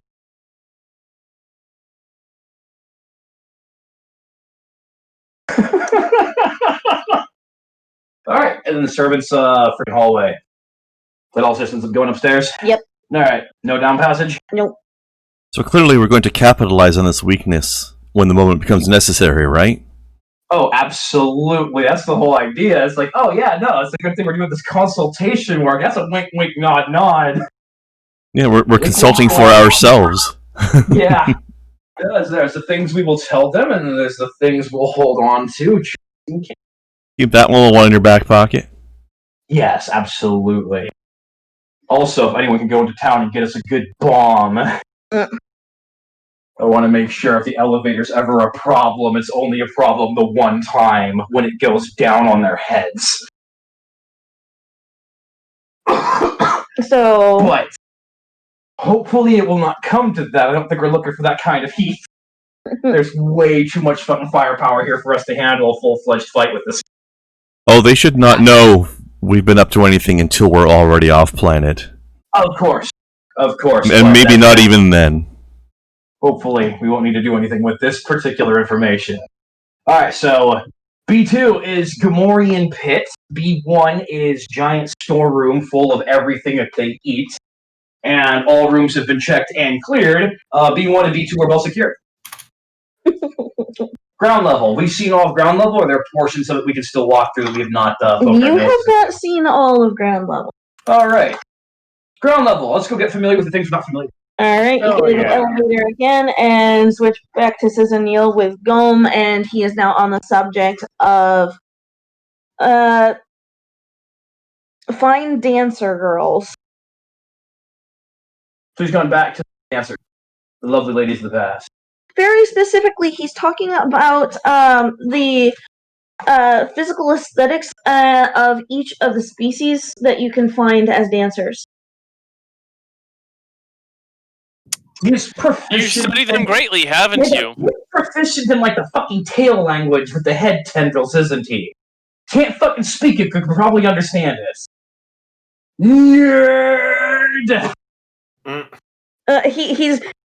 He's comparing and contrasting the size, shape, and litheness of each female of the species that tend towards the dancers and the profit margins therein. The profit margins. He also knows the profit margins on the dancers. This man knows his porn. Wow. He'd be like, I can tell you right now, the most popular of them is, oh, hey, look at that, it's Twilight. What's it ever not? But what's the most profitable? If you want to open a dance hall, the Twilight is simultaneously one of the safest bets and the most consistently profitable. If you're talking about them like their objects, have you seen them? They objectify themselves. Yep. So says I'm just debating if I should take control of the conversation or not. I mean, there will be no control. You can try. Let your hate flow through you. Dominate this conversation. There's a way here. Use persuade. Would it be persuasion? Someone's going to be like, the profitability, and be like, so would there be profit if this place were to have them? That just sounds like innocent conversation. Exactly. Like, nah, if you're trying to persuade him, you gotta, like, get him to come around to seeing things your way. Eventually, someone's gotta ask him the hard questions, and we've skirted around that so far. Yep. We've been like, how many times the Imperial's been here? And he's been like, yeah, more than I'm comfortable with. And we left it at literally just that note. Yeah. So we've been here more than once. We have confirmation the Hutt is absolutely doing business with these guys. And he knows the money that's being spent. He probably knows what it's being spent on because the Imperials dropped the paycheck off with him. Yep. What the fuck are they buying, Cyrenik? That's what we need to find out. What is the Hutt supplying them with? Yeah, that's my inroad to try and get the conversation on the money. Like, surely this place has money for that, right? Go over the numbers with, and, ask them what the numbers are for that. What numbers would be. If I may. You gotta remember, we do know that whatever this starts with, it starts with the Tiabana gas that's being. But that's just the thing. Like, how much of this gas and what does he know about the transactions and the projects attached to it? Okay. Those are the important things to find out. Yeah. But Maybe this they're is getting paying on the subject of the place's finances. Yeah. You gotta start shifting it that way. Fair enough. I mean, I could roll persuasion or deception to get the subject on topic, at least, about the place's finances. Basically, I'm trying to find out what the finances of this place are like. The finances of what place? The dance halls? Well, actually, because the money's as part of the estate, right? What, Sarah? The money is tied to the estate. The money is tied to the estate? Is it? That's a question. Oh, so you're asking that of him. Yeah. You're asking him if the money that he has on his desk is tied to the estate. No, because he came with the money that Darga has. He said he came with the money and the business. Yeah. So I'm asking about the money, the business. You know, say dances are a thing. I mean, sure, that place can be profitable here, right? And that's I sort of move that into like, you know, what are the finances of this place like anyway? Cyrenaic. Yeah. You gave him to specify what the fuck the business. Yeah, exactly. Galactic did not come with an entire Hutt's empire. He came with something specific. I know. That's how I sort of get to that. That's more curious. I think we missed that. What the fuck business is he talking about? Exactly. That's why I'm asking these questions. I'm trying to get in that direction. Do you want persuasion or deception? Because I'm being relatively honest here about, you know, just making conversation for the moment. Well, then have conversation. Oh, okay. Okay, because you were sort of going over the broad strokes rather than playing the conversation. Well, yes, because I don't have anything ad-libbed for this, and I don't want to ramble on like that. Exactly. So, I mean, that's why I come like, this place is a business, you said, right? This place is what now? This place is a business? So you came with a business. You work for Darga. You came with the money and the business. This place is not a business. This place is a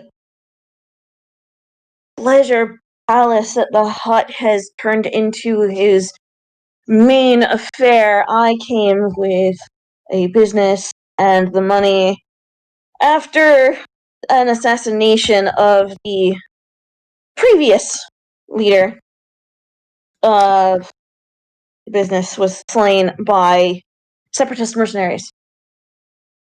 Oh, that's a nasty story. And I need to be curious about the men I'm working for. I need to know what to. Since we do security, we need to know what we're protecting. Can you tell me a bit about this business? No business. Such a funny thing. So much money, and yet you lose it all in turn of an event. You lose everything. Did he tell us exactly what planet he comes from? No. He said he came from a space station, I thought. He did, but there's a lot of space stations. He said he grew up on space station, and that he was a child in the home system. Yeah. Alright. What is this business? Yeah. He is waxen poetic indeed. Yeah. Oh, the business. Yeah, the business. The Tyabana gas. Tyabana gas. Remember, Cyrenaic, that's our cover. It's why we're here. I know. Get some of that sweet, sweet gas for ourselves. Oh, Tyabana gas. Oh, the leader of the smuggling ring that I was financial advisor and bookkeeper for. Got on the bad side of the separatists during the Clone Wars, and upon the conclusion, they exacted their own revenge. Darga came along after the mercenaries, and he swept up the Taibana gas and has given everyone who was associated with it a home and a purpose. I see. So he makes a hefty business mostly on the Taibana gas. So Hefty business indeed. He's increased the amount of Taibana gas that's being smuggled out. Well, that's a hut for you. It's their specialty. The Taibana gas brings in much more profit than his slave trading. really, Indeed. huh? I mean, I wouldn't say I know these businesses. They aren't my specialty. How much are we talking? 2-fold, 10-fold? Orders of magnitude? Orders of magnitude, my dear friend. It is a lucrative business. Okay, Hmm. per fucking unit, Taibana gas doesn't sell that much. How much of this shit is that motherfucker moving? And what the hell is his mining operation? Holy crap, they are moving bulk gas. And those So, motherfuckers who have already kind of looked at this in the meta and are like, I bet we're up against the Super Star Destroyer in the end, so be it, but fuck, I didn't think they used that much gas. I know the Death Star used a lot of Taibana gas, but that would be weird if that was a campaign. It's way too fucking early. so Holy crap, it's like they are moving orders of magnitude beyond slavery. I see. You know what He that has. means? Is this a matter of? Thousands and thousands of times the profit. Oh yeah. Yeah, holy fucking shit. Oh yeah. Small. So he has been improving business. Is this was this due to snags in the old system before everything fell, or has he brought something special to the table? Young son, you have not had the pleasure of speaking with the Hutts about finances and business. They have a head for money that no one else in any of the galaxy has, even compared to our great. They know how to turn a profit, and they do it well. And they don't really need to worry themselves over most legal channels. Indeed, it's more of the. I was wondering if the lax security was a factor, but if it's pure business acumen, well, I must say this hut lives up to the reputation of a hut, don't they? Beyond. Really? Oh, yes, when the Empire started coming into its fold, someone, as a representative, approached Darga a few months ago, wanting the Taibana gas. Off record.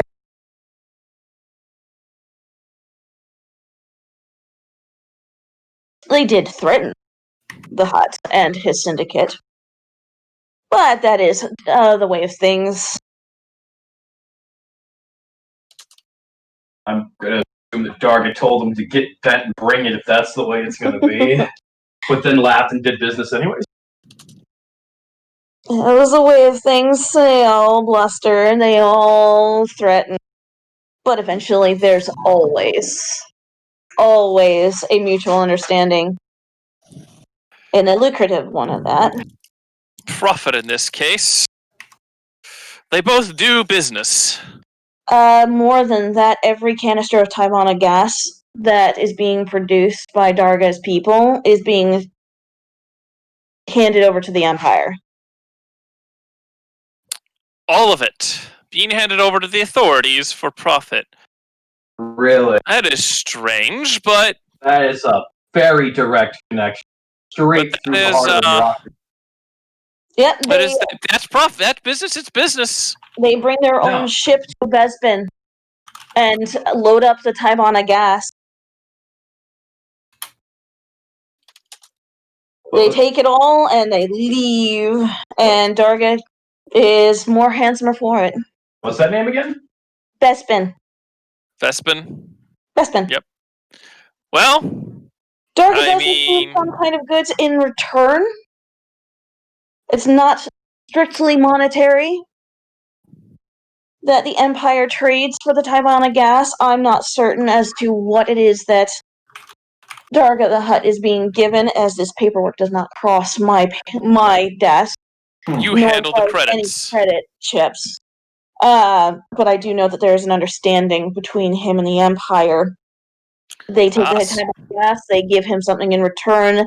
Transaction ends there. He has nothing to do with them. And they have nothing to do with him. Otherwise. And because this happens directly over Bespin, there is no problems. There's no Imperial presence there. There's no real any legislature or claim of anyone to cause problems.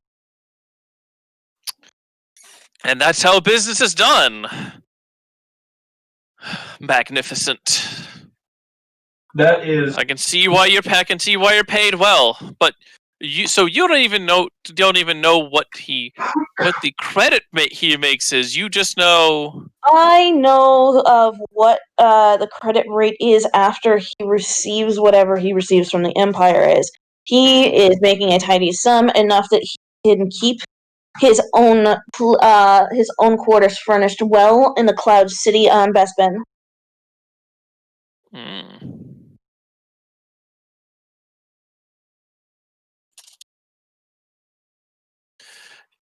And boy, is Bespin beautiful. The Cloud City is amazing. I completely recommend you go and see it once in your life. I hope perhaps if sooner than you might if employment's good enough, I will get to see it with Darga. It would be an honor.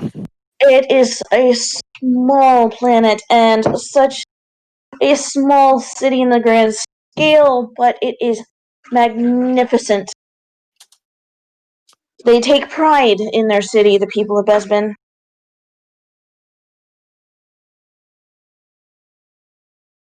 Wait, is that with a B or a P? Bespin. Oh, Bespin. You've seen all the Star Wars, right, Cyrenix? Yeah. Episode 5. Cloud City. That's what I thought. Yeah. Cloud City. Okay. Sounds like a magnificent place. Yeah, and he starts going on about living in the Cloud City on Bespin. Is that where you grew up? Oh no, I found my way to the Cloud City later in life. Where were you before that? Many places. I'm gonna keep this conversation going. Man. I got the important details. And then we move back to the people in the elevator. Kudos to the GM for taking a one-line description of a old man accountant and bullshitting all the details about him as we go. I know, right? Like the book gives me enough that I can definitely do that. So, ground floor, doors open. You're back in the area that you started. All right. Good to get on the comm. Sazanel, comm check. Check. Okay. So, basement 2 and 1 are both secure.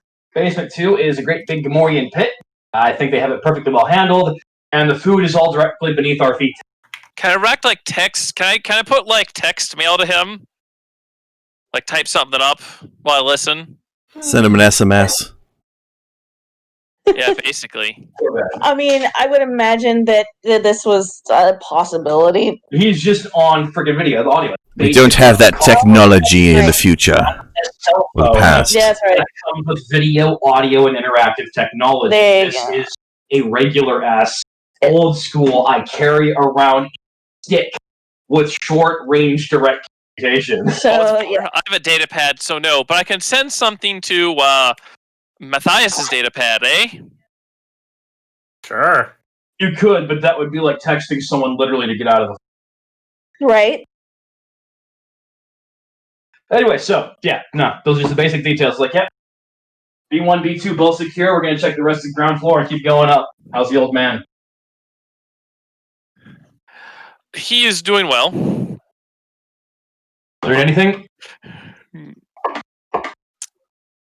I'll let you know when our conversation is done. Roger that. Be in touch. Because, it's more of the case where my character's not trying to let on that that he's really paying attention. He's just making small talk. That's the act. Nah, fair enough. He's being patient with the old man, not giving him his full attention, though he's really giving him his full attention. Alright, so Got it. you guys go explore the ground floor then. Yep, we're gonna kind of keep as our 3-man group.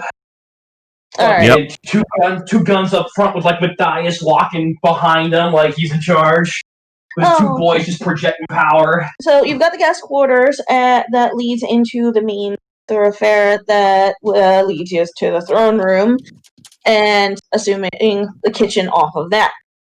There is another hallway off to the other side. All right. That you have not explored. We'll go there first if that's the closest. Mm-hmm. Down the hallway, it's more well appointed. As if this is an area that the hut wants to show people. Yes.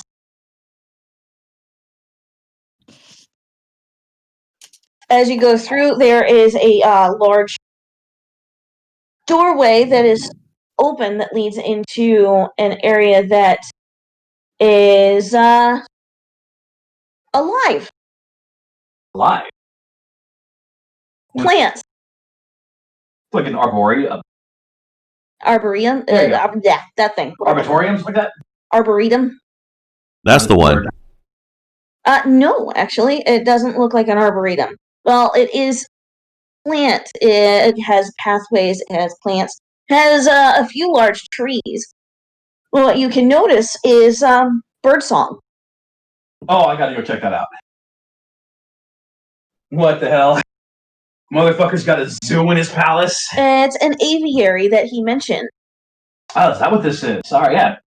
That's the closest thing to us. Get a look at that spot. Yep, you can see trees and greenery and flowers and hear the bird songs of the birds that are roosting in the trees, but you can't actually see the birds. Really? They seem to be in the foliage, hidden from view. Looking straight up, there is a glass dome. Yeah. Well, this is nice.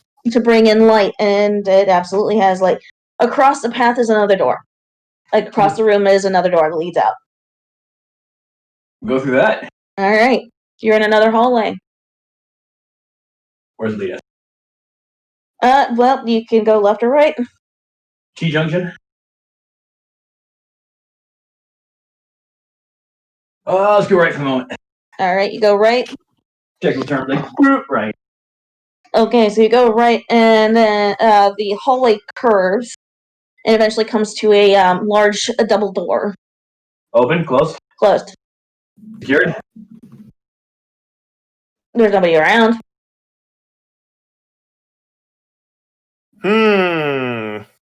How ornate is this double door? Is there like a panel or some sort of like... It's nicely appointed. Alright. So it's a markable door. Yeah, panel. Bedstead, cameras, anything visible? No. Scan this one. Decker will look at the vault and be like, we open it? They look back at Matthias and be like, what do you think? We open it? I don't know. I'm not sure. There could literally be anything behind this door. And that's why we need to know.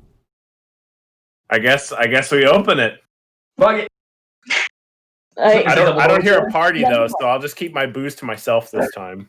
Alright, so double door. So Decker will basically take one door handle, we'll look at pull it, and other door handle, and open it together. There you go. It's a library. Ooh. Look at this. It's a tree graveyard. It- graveyard next to the trees. It's a library. It's fairly well appointed, though it looks like it doesn't use. Go figure. Digital or physical books?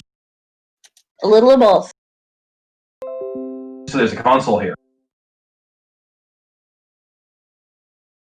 Looks like it. Hey! Well, I'm going to sit down at this whole console right here, and I'm going to say hello to the computer. Hello, computer. Alright, Deckard's gonna look at Bolt and be like, I'm gonna go watch right outside by the door. The computer displays a card catalog. A card catalog? What do you mean a card catalog? What does that mean? I mean, it's a library. You get a catalog that you can scroll through to find books. Oh damn, and it might be air gap from anything fucking sensitive. So it's not connected to anything else. Doesn't seem to be. Damn it. Okay, well, why don't I look through the card catalog and see who's registered in it? Can you read Nemoidian?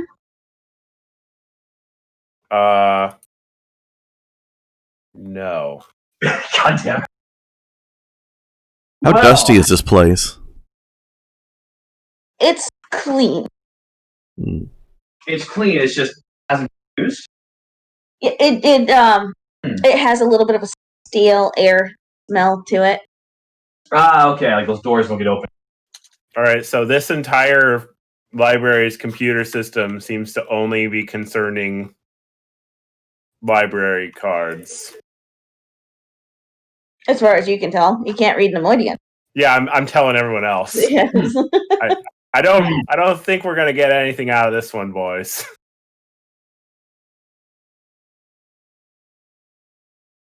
Judging by the smell of the place, I don't think it's used much anyway. Oh. Yeah, Deckard's gonna go Where's get on the- Scum. I got it. And call up Miss Seisnell and be like, Mr. Bolt, can you Yes. speak, read, or write Nemoidian? Oh no. Yeah. Well, we found a library. Appears to not be connected to anything of importance. And it doesn't see much use, but there is a terminal. It's all done in Nemoidian, so I don't know. Just gonna hope we might be able to see who's done what the most recently, but that's for another time. Thank you. Click. Nobody's done anything terribly recently, at any rate. Yep. About the shelves. Kind of looking at them. Well organized and kept clean. Is it readily apparent what books may have been taken from here last? No. All right. Yeah, kind of looking at it.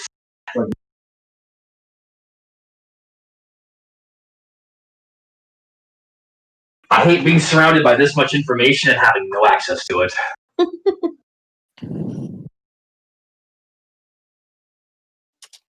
Too many languages. Not enough time to learn them all. Right. All right, let's clear out of this one. Yeah. Here. Yep. Damn it. You continue down the hall. Yeah. Like Sansa perception check for fucking just random. I don't even know what he'd be looking at, let alone for. But if it does make my decisions for me, but fuck yeah, it's like I got nothing.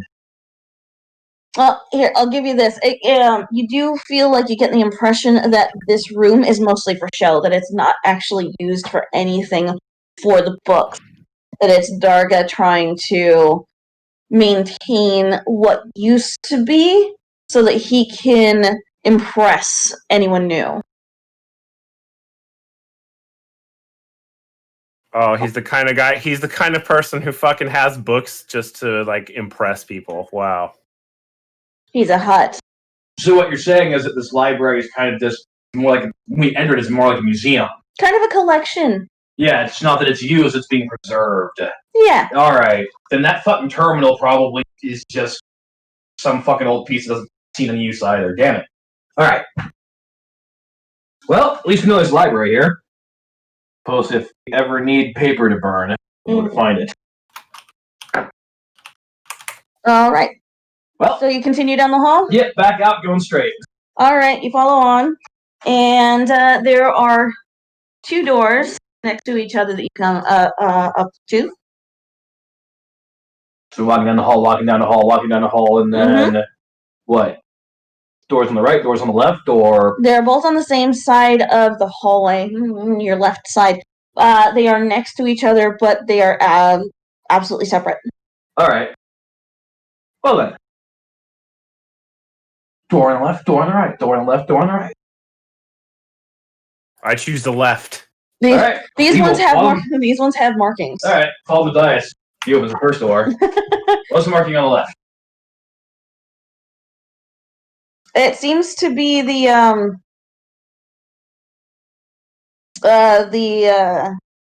Republic standard symbol for mail.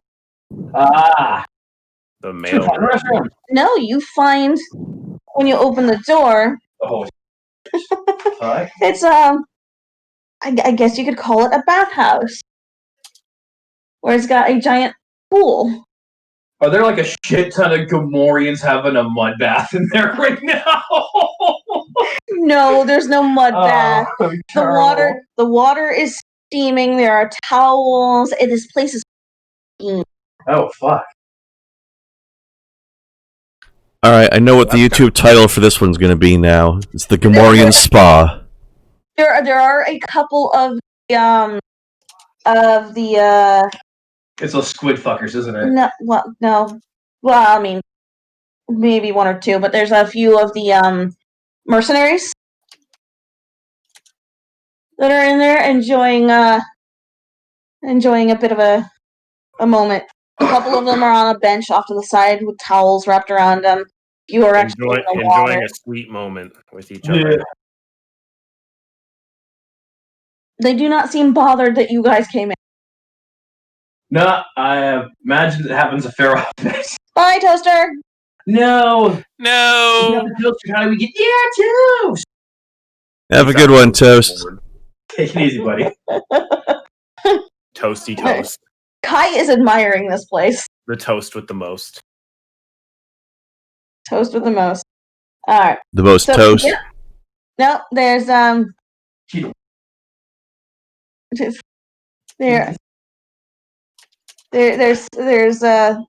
the amenity is there's places where you can stow your gear, like little cubby holes. Yeah. No. Great big old fucking locker room, fucking sauna, spa, massive hot tub. Oh yeah. Man, water zone. Man gumbo. This is where Harry towels are basically be found in plenty. Yep. There you go. I'm like, huh. This is way bigger than what we had back home. Just not everyone be like, okay, just carry on and walk right back out. So we found the spa area. Jesus Christ. Alright. You gonna look at the other door? No. Yeah, sure. Wait, what's the symbol on that one? The Republic standard for female. Go ahead and peep I think that we shit know out. what's in there, and I don't think we should go in there. If this was super official, we could knock on the door, say security check, have a whole bunch of them scream at us, and call it good. But Is it time for Porky's Revenge Star Wars edition? I don't know. Don't know. What I do know is that if we go in there, someone is going to throw something.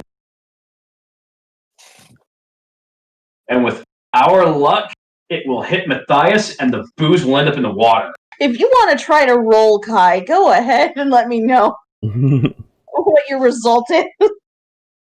Kai wants to roll to throw to attack us. No, Kai wants to roll to try to seduce me. She got a 9. She got a 9.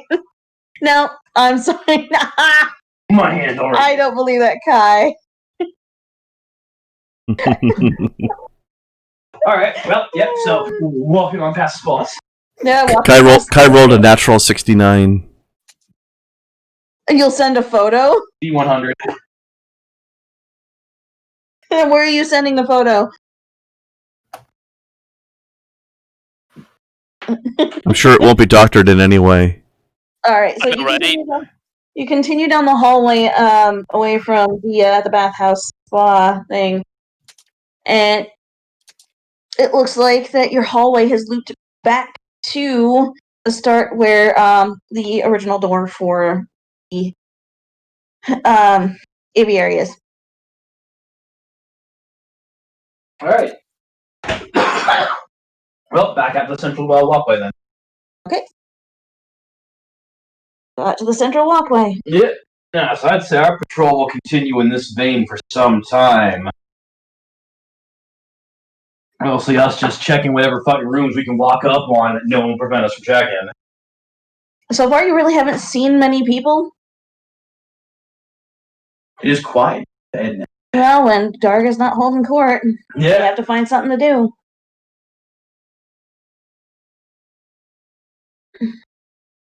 Yeah, no. Honestly, I'd say, like, just fucking... So Cizanil is still with Gom, and Gom will continue to ramble as long as Cizanil lets him. Is there anything else for us to cover on the first floor that does not require us special? Well, I mean, you haven't been in the kitchen, but... Meh. And, above the cooks. And then there's a servants area off of the kitchen where the servants live. I strongly doubt that there's a computer in there. Yeah, no, the only thing we're going to find in there is a stairwell that leads back to their portion of B1. Yep. And maybe a couple of other stairwells that lead up to other rooms. Fair enough. However, we can take the elevator. You could. Greeny. Whoa. Alright, so you guys go to the next floor? Yeah. And Cizanil is still stuck listening to the old man? If we can I am diligently doing my duty until the such time as the party completes theirs. He's tanking for us. Yes, exactly. It's a social tanking. I do it. Yeah, I do it. I tank all the time for the party. This is nothing new. Next floor is nicely appointed. It's got decorated walls. It's got a carpet runner. He's here to take the sanity for us. I feel bad for him. I do too. I feel like this is a dick move. We're gonna leave them together. Well, that was nicely done, Kai. She actually sent me the picture of the dice roll that she did. It was a nat 20. That nice. Damn. You know, GM successfully seduced. Now roll for initiative. Roll for initiative, and then roll to hit with your grapple check. Oh my lord. Anyway, you guys get to the next floor, and it's nicely appointed. It's got carpet runners. It's got pictures on the walls. A few statues here and there. By and large, it looks like it's a similar spacing to the rooms in the guest quarters. So you imagine that this area is a living area where bedrooms are.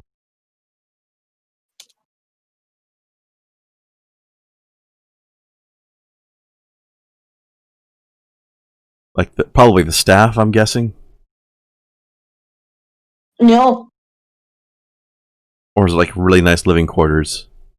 It's a nicer living quarters. And in fact, if you continue down one side of the hallway, it reaches a natural end, and you can tell that it's the master bedroom door. What if we found the Major Domo's room? You don't know where that is, and there's a lot of room. Yeah, but what if, though? Well, if it's anywhere around here, it's going to be up in this area. This looks like where all of the permanent Darga's good friends and trusted officers' residency. Yes, but do you really want to start opening bedroom doors? No, at this point we're going to check hallways and start looking for something that's Yeah, well, you guys wander hallways, and the only thing that really stands out seems to be a I'll be right back. a kind of an office. Is it empty? Absolutely not. You can hear voices. One of which happens to be Darga the Hutt, and then followed quickly by 6-6. You found Darga and his business. Oh. All right, time to Homer Simpson backwards into the hedges. Yeah, I don't want to go in there. That sounds like a bad idea. I would Do imagine it. so. Do it, Matthias. No, Bring glory to the Emperor. you guys are trying to get in good with the Hutt, not piss him off.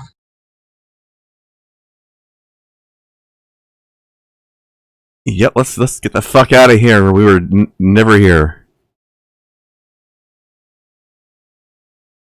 Yeah, we're gonna not go in there. But actually, I'm gonna listen through the door for a second. Well, you hear muffled talking. Oh, I can't understand anything. No, it seems that this place is well and stuff. You can tell voices kind of apart because of tone, inflection, and just general what is it fucking called? Attitude. No, it's What I miss? Inflection.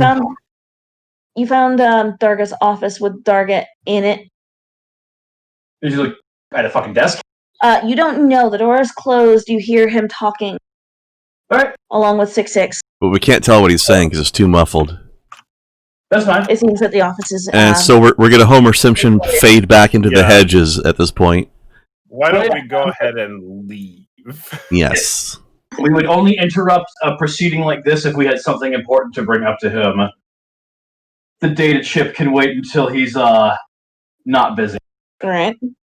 All right, cool. So we know where this guy does his business, and this is the only one that stands out. Yeah, the rest are fairly uniform in the design of the doors. Fucking walk into a goddamn hotel hall. Basically. It's so weird. Juxtaposed against the rocky chaos beneath it. All right, up to the next floor. Yeah, you get back into the elevator and you go. You push the button. Yep. No, nothing happens. Push it again. Nothing happens. Push it again. That's not how this works. Third time doesn't do anything. No. Dip. Shit. We're not playing Control right now. That doesn't work here. He's like, yeah, no, I just like to make sure that it's more than the button itself being broken. It is not broken because the light for the button comes on. Yeah. Okay, But the door doesn't close. It does not move, and the light only comes on for a second. Cool. He's gonna hit B1. The door's closed, and you go back down to B1. All right. He's gonna look at Matthias, look at Volk, who's like servant stairs. You're going to go up the servant stairs? Yeah. You end up in the servant's quarters. Is there any further stairs going up? No, there is one. All right. That's what I'm saying. We're gonna start working our way up through those back stairwells. Yep, no, that one leads to the bedroom floor. All right. And it terminates up there. Yep. Damn, only goes one. I mean, it's got hallways around the outside of the room, so you imagine that there are possibly secret entrances. Hey, yeah, no, the more bedrooms? we can actually look around, if we're in servants' hallways, then let's start taking a look at what's behind the walls. Because this counts. Yep. All right. Why don't we fucking try to climb the elevator shaft? We'll come Try back like to that. Okay. We'll come back to that. No, that's not a bad idea if we have to. But I want to check out these hallways. Okay. I'm down with it. Yeah, what we got? We'll just start making our way in one direction. All right, I'm gonna take a few minute break, use restroom and everything. Yeah, Or I almost need to a to break. use the bathroom too. Yeah, let's take 5, guys. All right. Look, we got him. Oh. Full left. Full left. Yes, deck hard. I'm scared. Of? This place. I mean, we are in the heart of the enemy here. Fuck yeah, got a big ass nasty hut in charge of a palace with a secret top floor that's not secret. And how the fuck many Gammoreans did he have in here? I don't know. We didn't get an exact count of what was in the pit, but at this point I would be shocked if it was less than 30. Which is approximately 30 too many. Yeah, it really is. I don't know if they all hit like those champions did, but having to fight even half of that in Half? a 30-man unit. I don't want to fight 10% of that. Oh, man. We already fought 10% of that and we got our asses kicked. Yeah, no, it's actually kind of fucking, it was shocking how simple that fucking build was when we really looked at it. It was like, god damn, I could do half of that in 2 levels. You're seriously right? Yeah.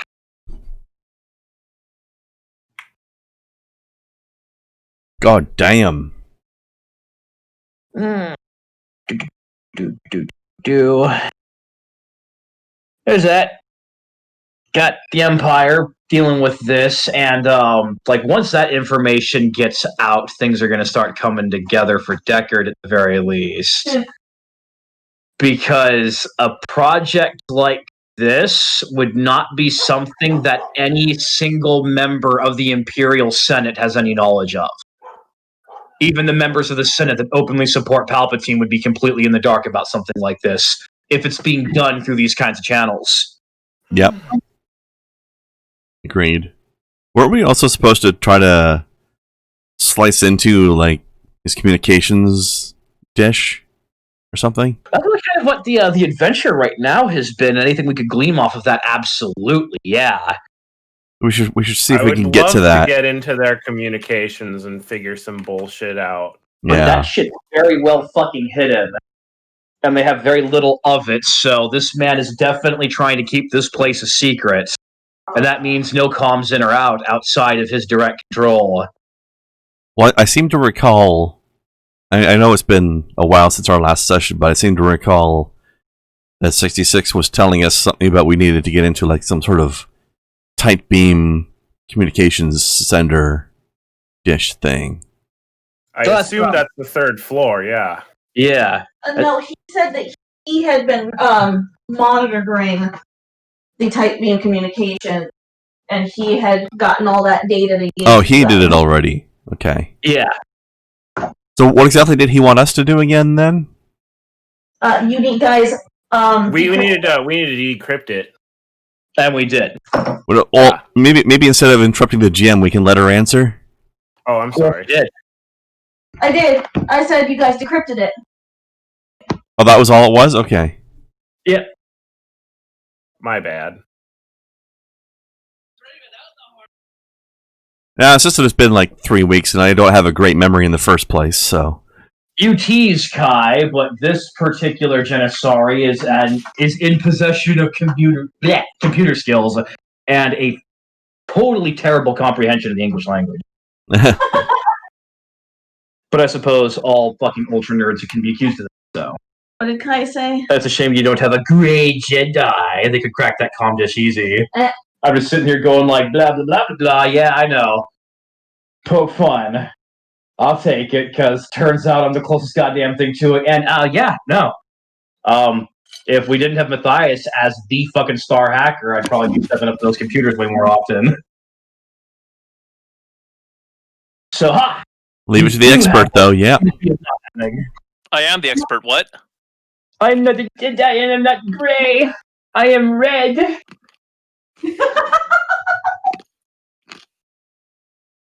Let me look at the fucking armor. Uh-huh. But you don't have that yet. No, of course not. But it's like one of the most common varieties of the equipment you see. Because evidently these folks have, like, they saw a rhino and then never imagined a greater creature that could possibly exist. And so now they all wear rhino fucking shaman Sith armor. Hello. Who joined? We have a visitor. Who has joined? Looks like Omar. Our listener. Hey. Well, hello, Bromar. Hey, gang. I'm just here to listen. It's Oh. alright, we're on a 5-minute break. So we're almost Awesome, back alright. to it. Smoke if you got him, Omar. At the moment, I do not. Oh, damn. Am I Right. in the weird spot where I'm alone? Yeah. Terrible. I will I mean, I have some, like, my friend gave me some, like, hash gloves. I can probably go, like, fuck with that. And then, like, Yes.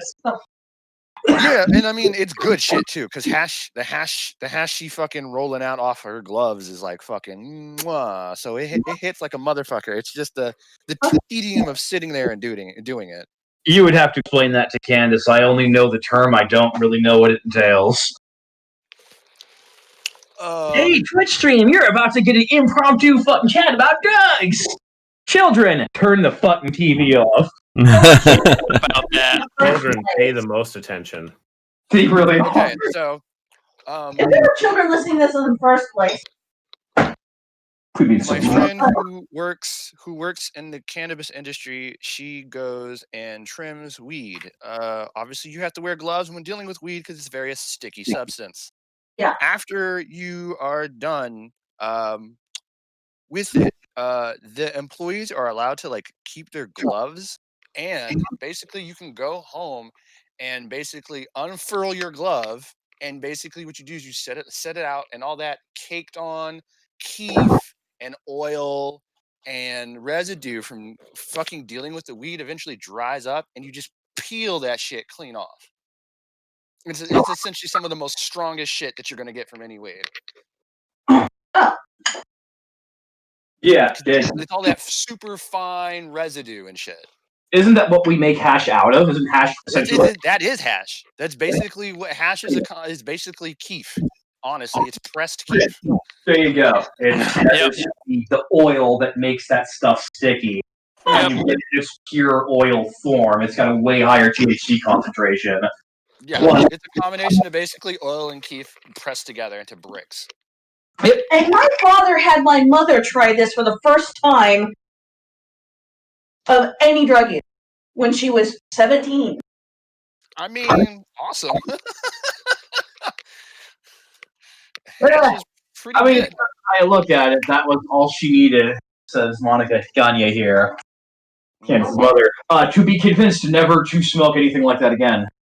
Well, I mean, yeah, you probably if you're a beginner to weed, no, you probably shouldn't start on hash. Yeah. That's probably not a good look.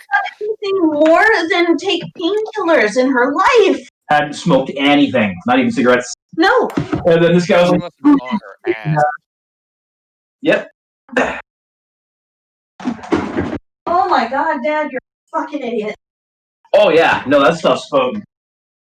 That stuff's very potent. I've had hash. So yeah, that is one way to get. That's like the poor man's version of getting hash, but normally you would just process it at the factory and make it there,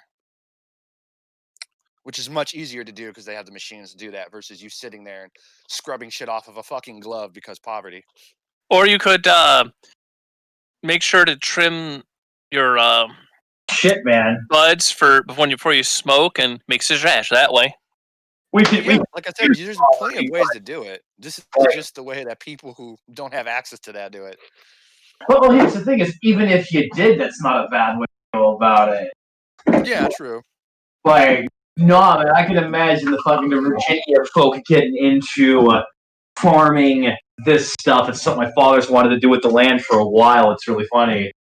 And yeah, he strikes me as exactly the kind of guy who would like do that and then like take and scrub that shit off his gloves, set some of that aside to be pressed with the rest of the press, and then just have that shit that's right there, right then and there.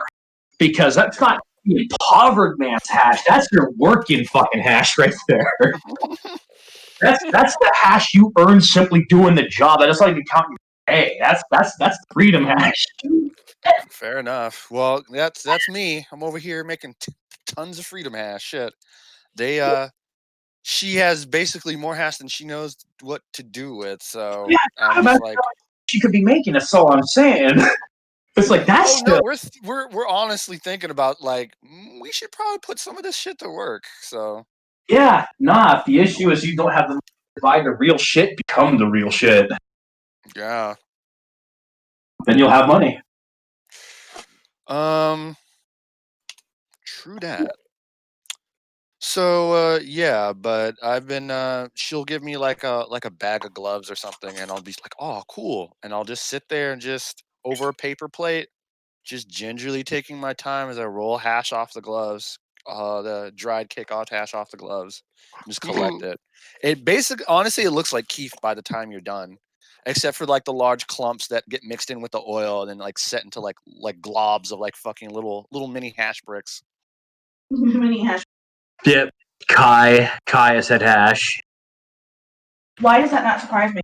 Kai's response was like, did somebody say hash and then anime sparkle eyes? That's a strong trap. Yeah, if anything, hash normally isn't smoked by itself. If anything, it's used to like top Yeah. on top of like fucking weed and shit. Yeah, you put it on like butter. It's just like you do an oil right on top, long bowl, and then that's like the first thing you hit, and it flares up real good. It's so oily. Yeah, unless you're those few people with ridiculous fucking resistance, aka like me, who can just sit there and smoke bowls of just pure hash or like fucking pure keef. Fool, I could probably do one of those with you, and then it would knock my ass out. I will chain smoke fucking hash, bro. Yeah, I've only had it twice. Just as a topper. Oh boy, I don't think I could handle it. So No. what you're saying is there's I will only never one. do it. I mean, There's only one addict here. I'll give you an example. Like Ben can probably attest to this shit because he came out here last time. Since I've 4 minutes. We're way past 5 minutes. Yeah, finish your story, Omar. 4 minutes. Well, when he comes back, he can confirm this. When he was here, he sat there and watched me pound bowls of weed through my bong. I did like 3 bowls in like 5 minutes. It was, and when I say 5 minutes, I'm probably exaggerating because it was literally load, pull the entire fucking bowl in one hit. Empty, load, pull, empty, load, pull, and I'm like, fuck. Finally, now I'm high. Let's talk, Ben.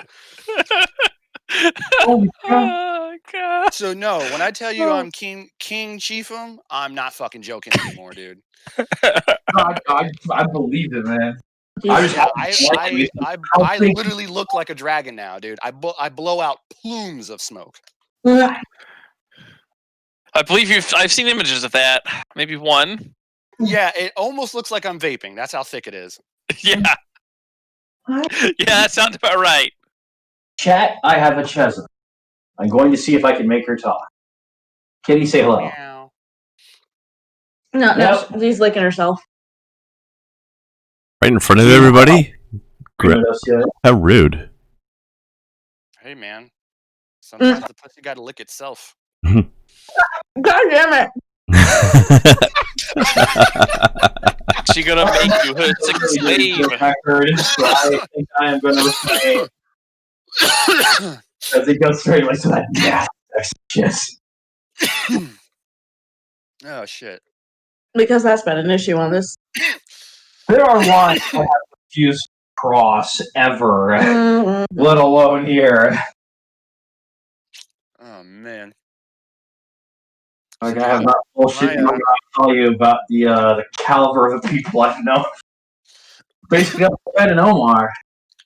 Dude, it's kind of funny though because like I remember like when I was younger and thinking like when I first started smoking and I used to just sit there and see like fucking like weed champions just fucking destroy weed.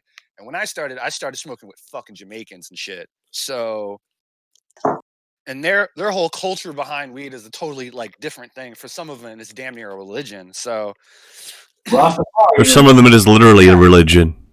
yeah. It's sacred libations.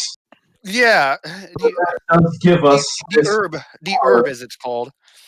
And yeah, it's used as like it's like weed in Rastafarianism is used as like a spiritual medium for like in between. It's supposed to like help you become more close to blah blah blah.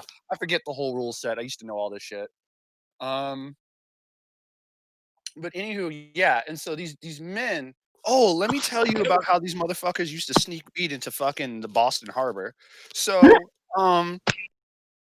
as they would come in from Jamaica, what they would do, I can't believe I'm about to fucking say this shit. Hopefully nobody's, all right, kids, you want to know how to smuggle in fucking drugs into your country? This is how you do it. So when they would come through on the boats, what they would do is beforehand is they would get like old fucking barrels, usually like old barrels from like rum or shit that they would make out in fucking Jamaica and whatnot. So they would take these barrels, right? And then they would seal them, right? And then they would just dunk them down in the water, and they would just keep them there for like years, bro. Years off of the coastal waters of Jamaica, where everything. Yeah, and basically, what would happen is these barrels would just get coated in sea life and coral and all that mollusks, all that blah blah blah blah. Yeah. Then once they would do that, they would then take the barrels out. Then they would just stuff them full of fucking weed, like just pack these bitches. Then they would then seal them, and then they would create like a line of them on rope. Simple shit, super simple shit. Now they go and then they try to get into the country. So as they come up to America, obviously they got all the coastal border shit. They are running these barrels full of weed underneath their ships, right? That they have all taken. And as they get close to them, they deposit the barrels. So they let them go, and they just drop them like fucking charges, right, across the bottom ocean. And then they go in. So when the Coast Guard comes, obviously there's nothing on the boat, right? So they don't say shit. So then they keep going. And then they use their scanners to scan the bottom, right? They scan the shit. The barrels are coated in fucking organic looking shit. When they scan it, it all looks like fucking floor bottom. It all looks like seafloor. He's gonna look Tell around. the difference between the barrels and the seafloor. Because when it pings back, it's just like, oh, okay. Mention that I once aspired to join the Coast Guard, and if I ever joined the military in my 30-ish years of age, it's still where I go. So yeah, so they can't tell the difference with their machine. So essentially, they fool them. So then after they go in, right, they will go into the dock. Then they'll take care of all their paperwork, blah blah blah. Then they'll come back out like later, right? And because they're still off in the coastal region within our I guess you could say within the Coast Guard's area. So it's not like they constantly have to check back and forth, every time they leave in and out of our region is. So then they kind of go out to the same area. Then they have the dudes use whatever door underneath the boat. They go grab the things, they pull it back up into the boat, they go dock in, and they fucking get fucking the shipments to come and get it. Pay some dude at the door or at the gate to look the other way. Blam. Now you have Jamaican quality weed. Krendar's Adventures does not endorse smuggling. Smuggling of international substances by American children. By American. Get it all from Orange County. Or if you're Canadian, buy Canadian. I think that's how the laws work, unfortunately. No, if you're Canadian, buy Jamaican. You know it. I'm buying Jamaican. That shit was good. All right. I would buy Jamaican. I'm just telling the children. So I've got Krendar. I've got Tyranic. I've got. Are we all here? Do we have Ben? Ben. Speak of the devil. All right. Oh, what about you, Omar? You said speak of the devil. I said, what about you, Omar? Oh, nothing at the moment. He was too high to get your joke. Anyway, so since we're all back here, we can start back up again. Oh yeah. So Servants' passages up into F1 that's right. have led into servants' secret passages. F1. It's dark. Awesome, I have a flashlight. No, wait, I have better. I have a fucking fusion torch. Wait, where exactly are we that's dark? Last thing I remember was pushing buttons that didn't work. You guys. Well, I mean, Deckard decided he was going to go into the basement again and climb up the stairs that were the servant stairs Oh, okay. into the area on the main floor, and then continue up the stairs. Oh, okay. I must have missed that part. All right. Yeah, no, so that's Let's try that. Yeah. And- So you guys are in like the servants' hallways that are tiny and like behind into the sides of most of the rooms is dark. Right, so, as mentioned, my character does have a fusion lantern with him. Well, you take care of the dark. Well, here's the thing, is it's a cone. Like, he takes care of the dark in front of it. So on the edge, it busts out, opens up, and it's just got this perpetually burning light source. It's fucking super bright. But it is kept in a forward, and this thing does produce heat. You have to actually fucking turn it on, and when it's going, you can hear it like a torch. Okay, well, you have taken care of the dark in front of you. Yep. It is still mostly dark. It is it's small. You can walk through it, but the walls are just off the sides of your shoulders. It is a tight fit. And how tall is Matthias? How tall are you? Hang on, I can tell you in a second. I'm in the kitchen prepping food while also playing. Oh, is that what all that noise was? That's all right. I'm in the. No, that was just my phone being retarded. We're in. Height. Deckard's 5'10". With that new beast helmet, he probably comes in just a tiny bit over. I think my dude is like 6'1". All right. Well, Deckard and Matthias have to Yeah, crouch a little. Yeah. All right. But otherwise, you guys are gonna get one hell of a bump on the head. All right. Nasty, cramped fucking. As long as it doesn't stop me from drinking. Deck is gonna say real quietly. He's like, really need a pistol. Not. You mean like mine? No, I mean like what I get now. I have a fondness for the relics. What can I say? I'm very serious about what I came out here to do. I don't get it. I don't understand why you'd want to fight Jedi. They're like retardedly strong. Well, because I can beat them. You don't realize, so is Deckard. It's like we haven't. It's like, I've been honest with you. Tell me, if a Jedi came swinging for you, who would you want in front of him out of everyone you've ever met in your life? You. Definitely you. So yeah, don't get me wrong. I'm probably gonna bite off more than I can chew at some point, but you know what? We're well past that. That point was yesterday. That point was months ago. Our silence came forth from our world and went, "Hey, Empire, we're Force users, and we're on your side." It turns out they disagreed, and they disagreed very violently. So, kind of back to square one with. So why would I want you? Well, perfectly honest with you, Matthias, because I thought I could play with. That is a rapidly changing perspective. Right. So, in the servants' hallway that you're in, you can tell that one way is clean. At the top of the stairs, it's it's kind of a left and a right. Would it be left and right, or would it be forward back? And technically, it'd be right and forward. All right, so we come up the corner. Yeah, basically. And we go the direction where it's more clean for the time being.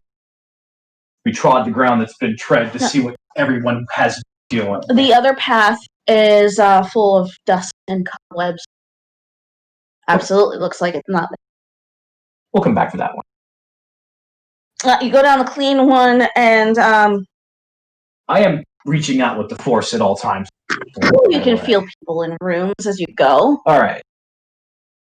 And that's what all he needs to do as we're just walking by the wall. It's just like, that's the room. Is there someone in there? Like, are there? Keep going quiet. There's a few rooms that you can feel people in. Cool. Simple. My ninja sense. Eventually, the hallway that you're in ends, and you can tell that there is some kind of false door there. And if anyone has been paying attention to where you are, you know that this is outside of Darga's master bedroom. Damn. All along the hallway, you can tell where there used to be false doors, but everything has been sealed. Well, Darga's in his office. Do we want to risk the security he has in his room? Well, is Deckard still feeling in the force? Oh, absolutely, at all times. Well, he can feel somebody in Darga's room. Oh, shit. What?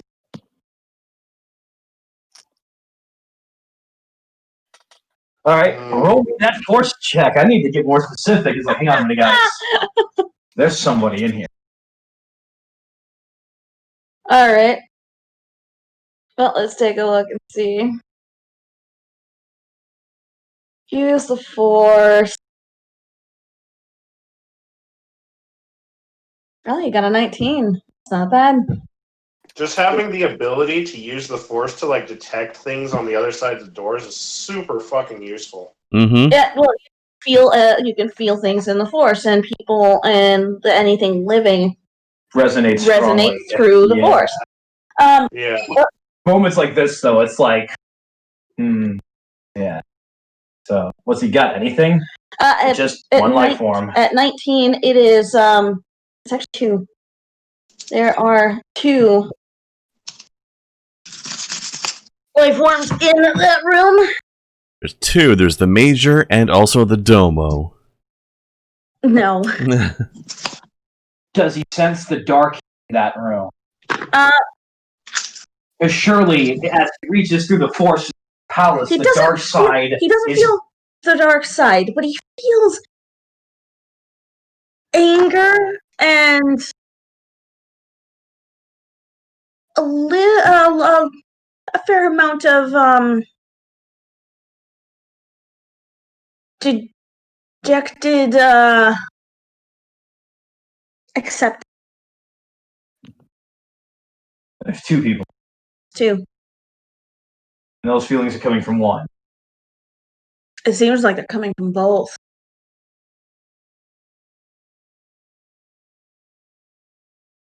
He just turn and look at his comrades.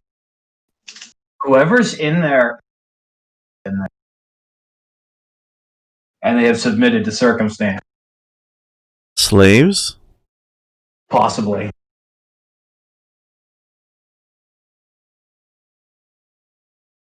Well, that's weird.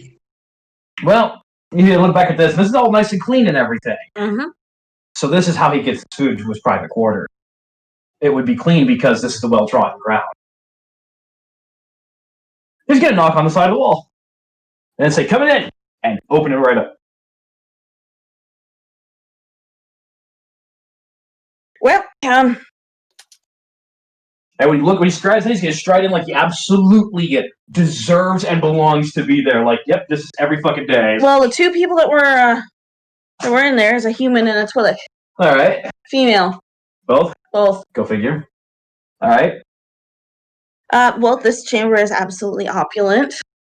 And it's got a lot of cloth, gauze, jewels, precious metals. Very ostentatious. There's a canopy over a humongous, I guess you could call it a bed. Because it seems like the entire dais is made of the bed. All right. Take a look around and step in it. Bedroom secure. But how do the other 2 pull them out? Well, the females are absolutely shocked that you're there. One lets out a startled scream. All right. You look like obviously like I will get his attention. Anything else? Or what's the other one do? I guess. Well, they're both huddled on the bed, and they really don't seem to do anything. They're also chained. You two should calm down. Rule intimidate. I mean, what? Wouldn't that be fun, Kai? No. This is where it's going to happen. It's like you two should calm down. You're gonna use the force on that. There'll be nothing more than to fucking bring them and even them out. It's the only suggestive power that will happen. Just hey, you two calm down, and if it works, then they'll chill. But it gives him nothing else. What's up? Yeah. That was your role. You two should calm down. Tiny suggestion. 26 beat their will. Does it beat the will of broken slave bitches? No, they've got a 31. I mean, they're not jumpy, 69. and they're not looking at you guys suspicious, but they're still not doing anything. Okay, that's fine. Can take a look around. And then the big fucking doors that led into here right on his left, I would assume. Mm-hmm. Coming in? Yeah, there we go. Alright. Alright, guys. Passageway's good. Ladies. And then he just walks right back in. He is not going to fuck with that right now. But that is noted. Because, You're fine, Kai. Yeah. Let's go ahead and free a Hut's fucking bitches while making a point of being like, by the way, we're here breaking into all your stuff and seeing where your weaknesses are. He won't put that together instantly. No. He will hear from them that we were there, said things looked good, and left. We now have planted another set of witnesses to us working diligently. You're welcome. Yes, right, best so security money can buy. Go back into the hall. Having worked security, let me tell you, man, this is all so eerily familiar, it's funny. It's like, oh man, I know how to abuse all of this in real life. That's a big part of it. Make sure people see you doing your job, so if some asshole goes off and gets a 15 fucking minute nap, all any witness will ever say is like, yeah, he was there at this time. Okay, so you guys are back in the servants' hall? Back in the servants' hall. To the shitty hole. Well, I mean, it's a good thing that you're wearing a helmet because you are absolutely covered in cobwebs. Mm-hmm. I'll go first. Oh, absolutely. I will take this one right for the team. Got stuff over my eyes, got stuff over my face. Alright, oh, sorry, filter malfunction. I'm really fine.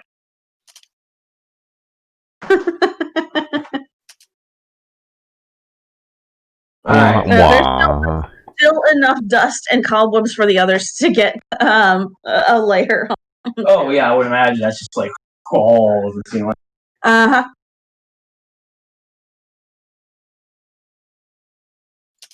Is this what it feels like to own an attic?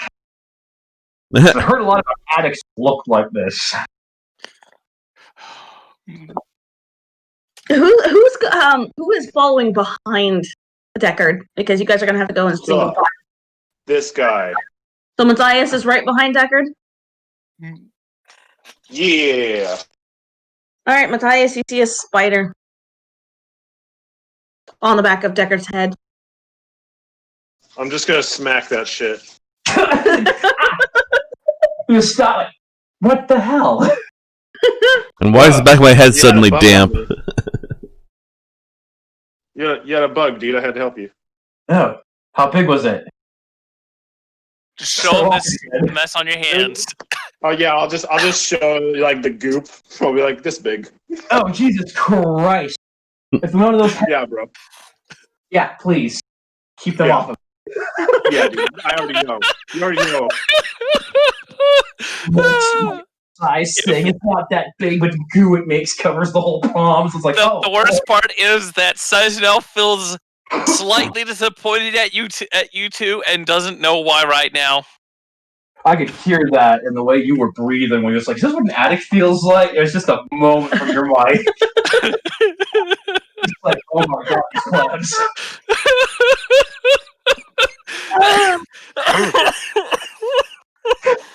Alright, so,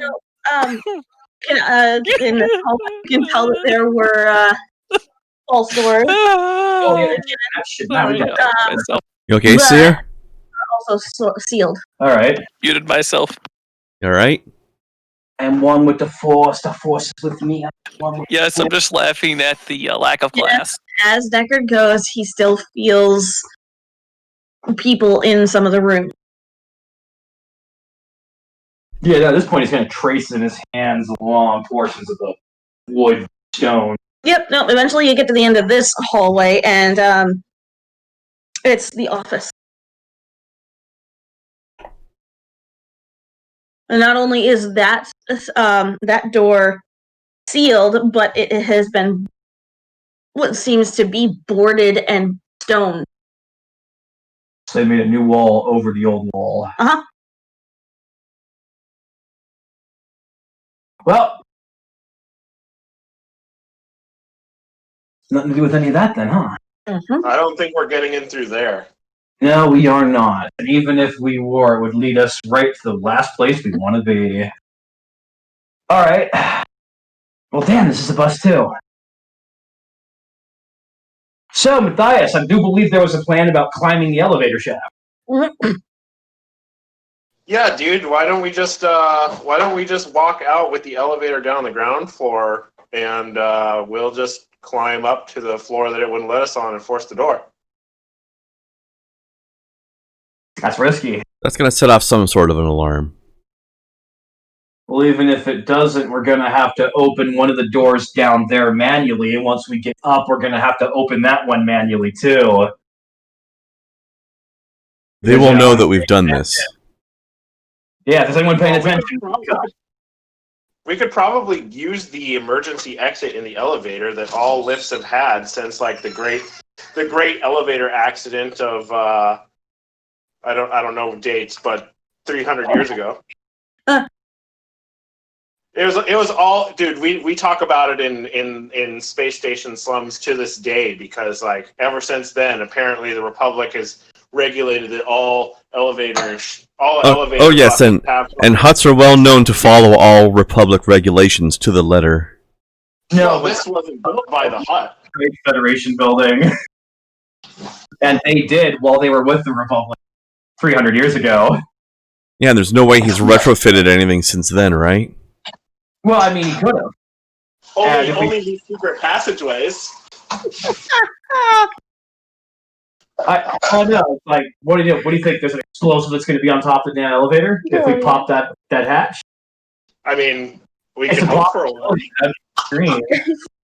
So the funniest thing is that while this all is going on, Sisaniel is still with Gome, and Gome is still going on, ranting on about random subjects. He's talking about that flower again. Oh man, I think at this point what's going to happen is back to the stairs. Mm-hmm. When they go down the first and get to just ground level, Mm-hmm. Deckard will just go out of the sergeant's quarters at that point. Okay. Well, this area is empty. All right. I'm actually interested to know what's happening with Sisaniel, though. Yeah. Now we're going to start making our way back to him and get him out of there. So what's going on with Sisaniel? Well, Sisaniel is listening to Gome talk about thread count in... now I have to find a planet. Corellian panther leather fabric.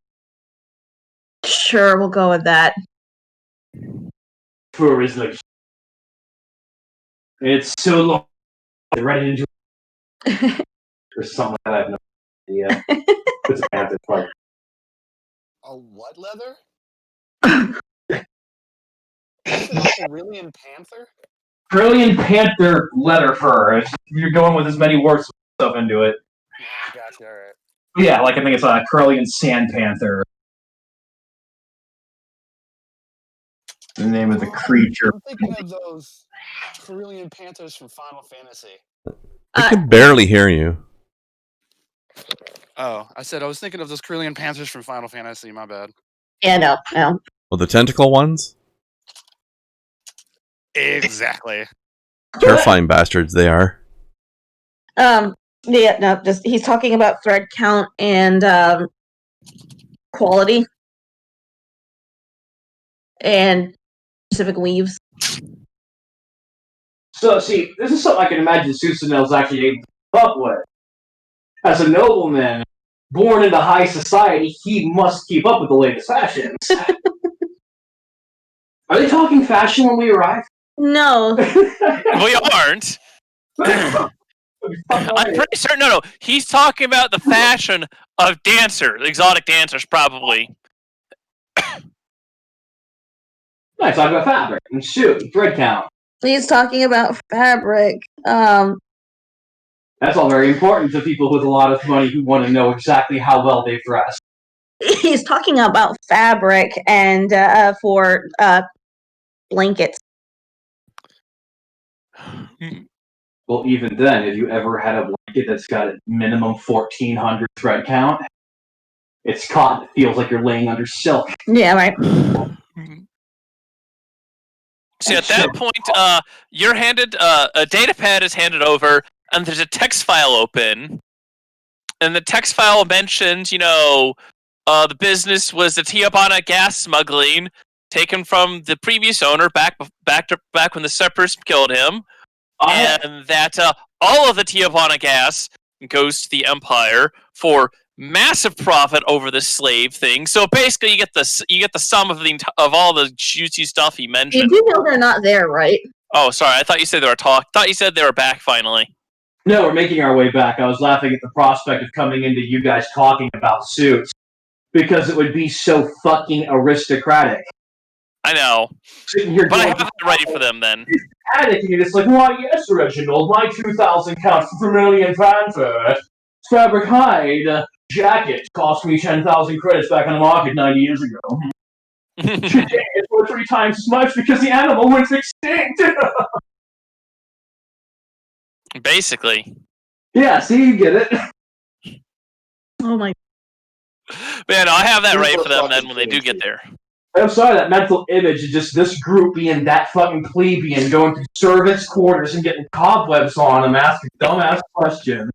And they come in covered in this filth while you two are talking about 10,000 credit suits. No. It's just... it's delicious. No. He's bouncing between experiences and profits and So he's just fucking memories. rambling. Yes, he's rambling. The poor size of Al. Right? Yeah, no, as long as Cisanel is there and listening, he continues. This guy's been alone for how long? He's got a lot of loneliness pent up to get out. Yeah. He really does. Say that poor son of a bitch. I feel like we did this guy a huge favor by barging into his room. Yeah. I do too, right? I will not, Kai. No.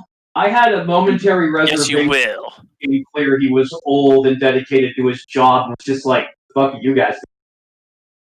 But now it's just like, wow, dude. How long have you been sitting here with literally no one to talk to?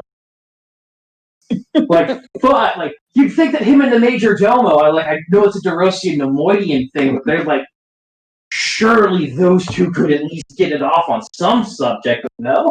You don't even talk to the Major Domo? Well, no one's asked. No, but for him to be acting like this, those two cannot be friends by any fucking stretch. I don't imagine that the Major Domo has friends at all. No. Yes, he does. It's called the Empire. On a guy acting. The more you say about him, the more we find out, the more he sounds like he's a problem. All right. So Cisanel is continuing to listen to the old man ramble on, and the cobweb crew Not. makes their way. Yeah, boop, boop, right at the door frame, as he's been doing anytime he goes into a place he knows people have been. Well, did we close it? Did you close the door? But I think we had closed the door at some point. Wouldn't matter. He's walking into a room he has not been invited into while there's a conversation. Lets you guys know you're about to have company without him talking. I know, but I'm just saying, you open the door and Seisonel looks over. And there's a cop on crew. Yeah. Ah, I see you're looking your usual spry self. Did you have a wonderful adventure? We saw some things. You handed a data. You handed his data pad. It's got the text up. All right, you line that Basically, all the findings. Huge bug, and I fucking murdered it. As is your specialty, you are security after all. Yeah, he's gonna have the data pad to Matthias. That Guys, bug will threaten no one. Give me that pad. Let me see that shit. And I I know. cringe as he touches that pad with the bug. As I realize the bug guts, he smeared all over it. I was gonna look at him Stylishly. directly. Be like, excuse me, sir. I have a question for you.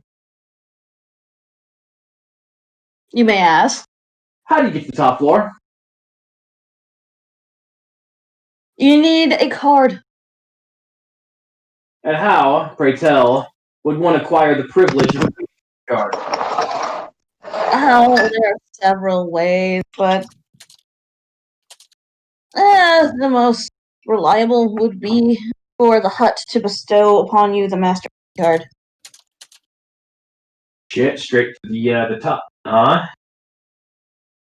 Anyone that the hut trusts will get the master key card. It allows you to access anything in the company.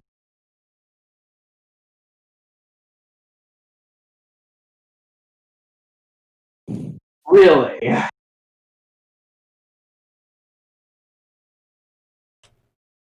Interesting. That is a very generous thing for him to do. It's a pity he's so busy today. Well, our security sweep has been very thorough and mostly successful. I, of course, naturally will not feel comfortable without knowing the layout and composition of the entire grounds, but some things do deserve to be kept secret.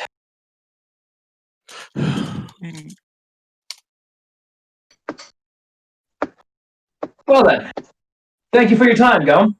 Size and out, we have business to attend. Please come with us. Right, well, you have a good day, sir. Hopefully we'll see you around.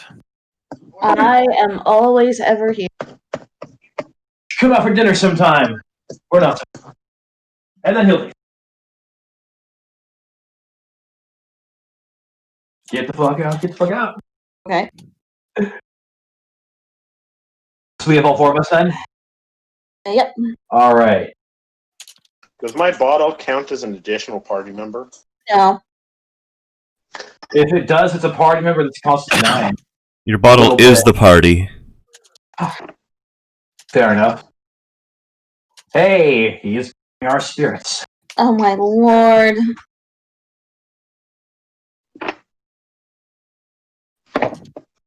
Has the cheese been thoroughly fucking cut yet? Oh, Alright, so Darg is busy. yes, he is. We have been over most of the compound.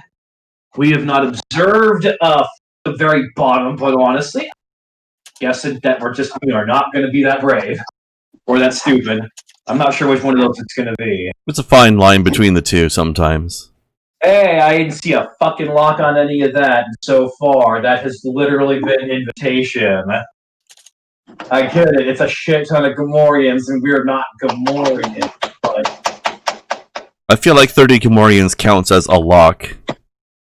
yeah, fair enough. But if it is, and we're patrolling the same hallways they are, we're part of that same key system. Fucking assholes. But will they think that? No, they're big, fighty, angry orcs that are probably just looking at us like we're fucking meat. Which, to be fair, we probably would be if we had to fight all 30 of them. Right. Kai, we don't have a lockpick that big. Oh no. We cannot lockpick the Gammoreans. No. Yeah, no, we didn't bring anything. Not without a few rocket launchers, anyway. What in the world is that? Someone's dying. Oh, is my mic not muted? I'm sorry. Alright. I'm clicking on the mic, it's fine. So, we've got a pretty good idea of the layout. Mm-hmm. We know where this guy's fucking office is. We know where his fucking bedroom is. We know how to get into that room without using the main door. We know that he keeps himself at least 2 fucking women for company, which I can only imagine how that goes with that giant slug. But Princess Leia can attest to all that. I have a great big giant top floor. Probably not that giant. The point is that it's the biggest thing in the room on account of the fact that we're into it.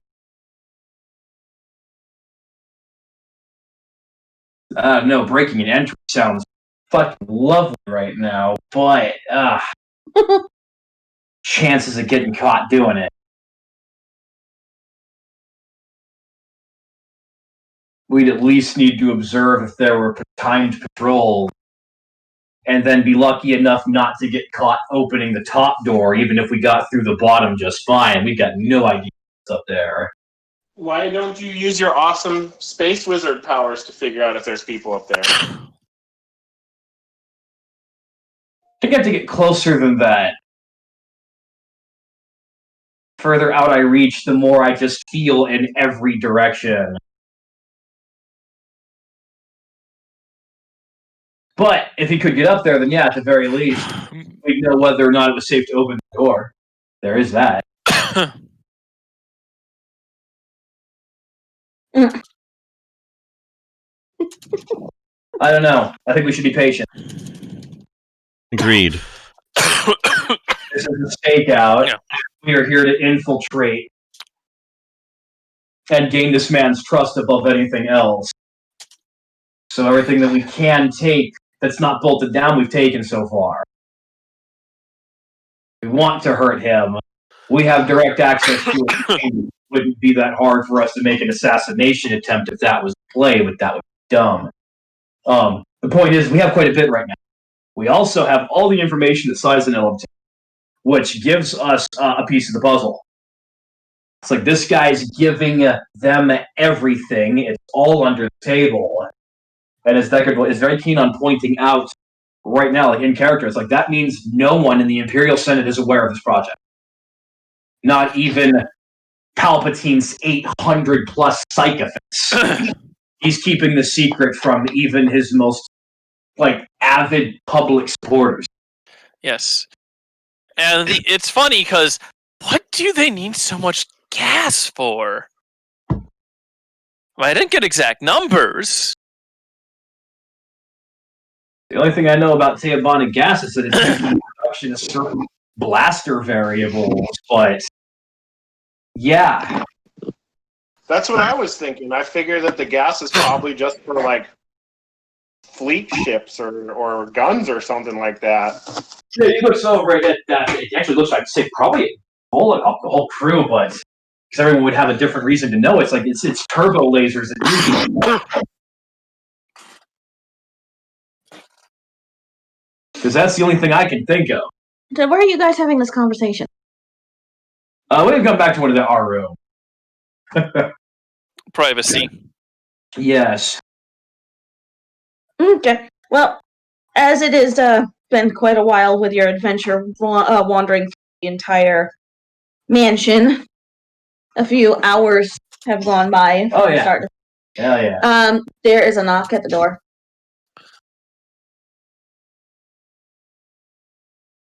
Deckard will feel through I force. will answer the door. Deckard will not feel through force. Yes, Well, follow your room. all right, the door opens and it's a servant. I will offer them some booze. The servant really doesn't pay any mind to it and looks at the entire group. Says, as the dinner hour it gets closer, the court has opened back up as the Great Darga Hut has. If you wish to join, the throne room is open. And he walks away. Yeah, Are we busy that long? It's almost their time? When did we start doing this? When did you guys get up? When was breakfast? We were served breakfast, and then we went wandering around for basically the whole day. He's just marveling at how much time he's lost. Like, damn. Hey, when you're focused on the job, time flies. Yeah. Let's get some dinner. Let's get some grub. He's like, yep, we've had a good day. I'm hungry after my ordeal today. Yeah, he'll come in. Sit his ass down. All right. You guys go into the throne room where it looks very much the same as any of the other days that you've been in.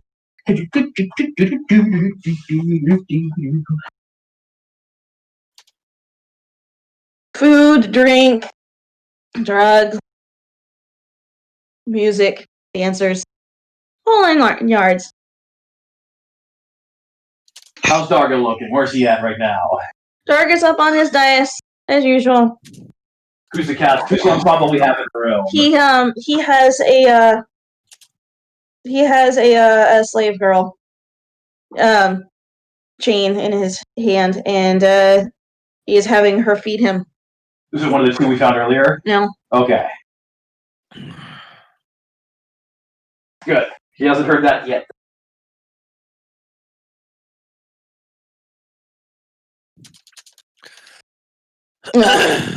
Looks fairly jovial. Excellent. Let's enjoy the meal. The mercenaries are in attendance. Gammoreans. I forgot their names. And the squid ones. The Quarians? Aquarians. There you go. Yeah. They're in attendance, and just a number of people. There was a Derosian bounty hunter, right? Rodian. There's a Rodian. Is he in? He is. All right. Watch him. And the Major Domo. The Major Domo is present. Really? Where's he at? Up at Darga's side. He seems to be in conversation with Darga. Excellent. Well then, friends, should we get food or should we bother our host? He looks happy. Let's get some food first and find an opportune moment. All right. Which this moment is not. All right. Yeah. Go get grub. Kind of observe the crowd for now. Yeah, everyone seems to be enjoying themselves and the hospitality of the hut. Hell yeah. It seems that's an after-dinner event. Or activity. Yeah. Walk around without his fucking helmet on, just kind of picking hors d'oeuvres off the plates. Exactly. Time to sample. Yeah, stay on his feet, too. Keep an eye on things. Alright. Fortunately, we don't have much direction at this point in time other than to force a verbal confrontation with them. Other than that, we've hunted everything that there is to obviously hunt. If we missed something, then we missed it. Snack bar and dancers. Good. We got those on Sims. Right. Oh no, that's a story for another time. All right, you're all sampling food, mingling, music, there's booze, drugs, whole nine. I think he's gonna stop, look around the room for a moment, Uh-huh. and be like, I wonder. And he's gonna start scanning it really deeply. Oh yeah, what's he looking for? He's looking for someone who's force sensitive. Because something has been perturbing him in the force. Something has been whispering to him, calling to him something. The Major Domo. Leading him to someone, or he has been overhearing someone else's conversation. The Major Domo. Oh, that'd be ridiculous. But it's definitely not the HUD either. I mean, it could be, but that would be even more ridiculous. That'd be weird. All right, so he's going to stop and look into the force, trying to find force sensitivity? Yeah, he's trying to just, at this point, he's still hunting that anomaly. And he Is that feels it again. So yeah, now that he's actually looking for it, he can hear it when he wants to. That's kind of what it seems to him, but he's not sure. But he feels it again. It has a direction. A minor one. You can tell that He is just going to it's not in the room. open himself up to that silver string and let it lead him on a whim. And he's going to close his eyes and just start walking. It's not really going to lead him anywhere. He'll start going in circles. All right. It's a direction he knows it's not in this room. And it's not on this floor. It's got to be up. No, it's down. Really? Force Gammoreans. Oh, shit. 30 Gammorean Jedi. No. Wait, Gammorean Jedi. Oh dear. But one Gammorean shaman could mean. The whisper comes back. See? It's distinctly female. Like in a non-Gammorean fashion. Yeah. All right. Still can't quite understand it. Though you think that if it was louder, stronger, you would.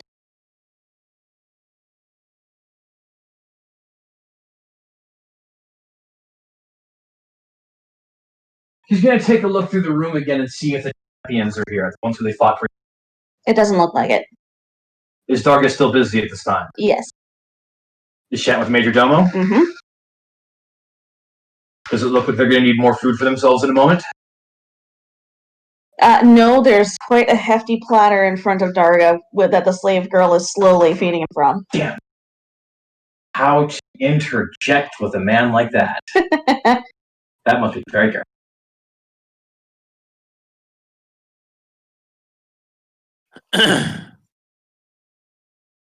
Who's got any bright ideas? We have got to force a conversation with the hut before us. Can we not wait till after the dinner? We could, but he could Well, also we could. here at that exact time as he often does. We could submit this No. week. We could. Weird after dinner. Yeah, just for the Hear me crowd. out. Busy. Your first night here, the dinner and celebration went far into the night. Fair enough. Oh. I'm just looking at this busy man is the problem. So, if I might, You we and then could simply submit a written version for him to read at his leisure through his code call droid, as to not interrupt him and to let it be when he's ready. Yeah, but then that would be bringing 6-6 in on the fact that we're about to let Jargon know that fucking satellite of his has been compromised. 6-6 already knows that.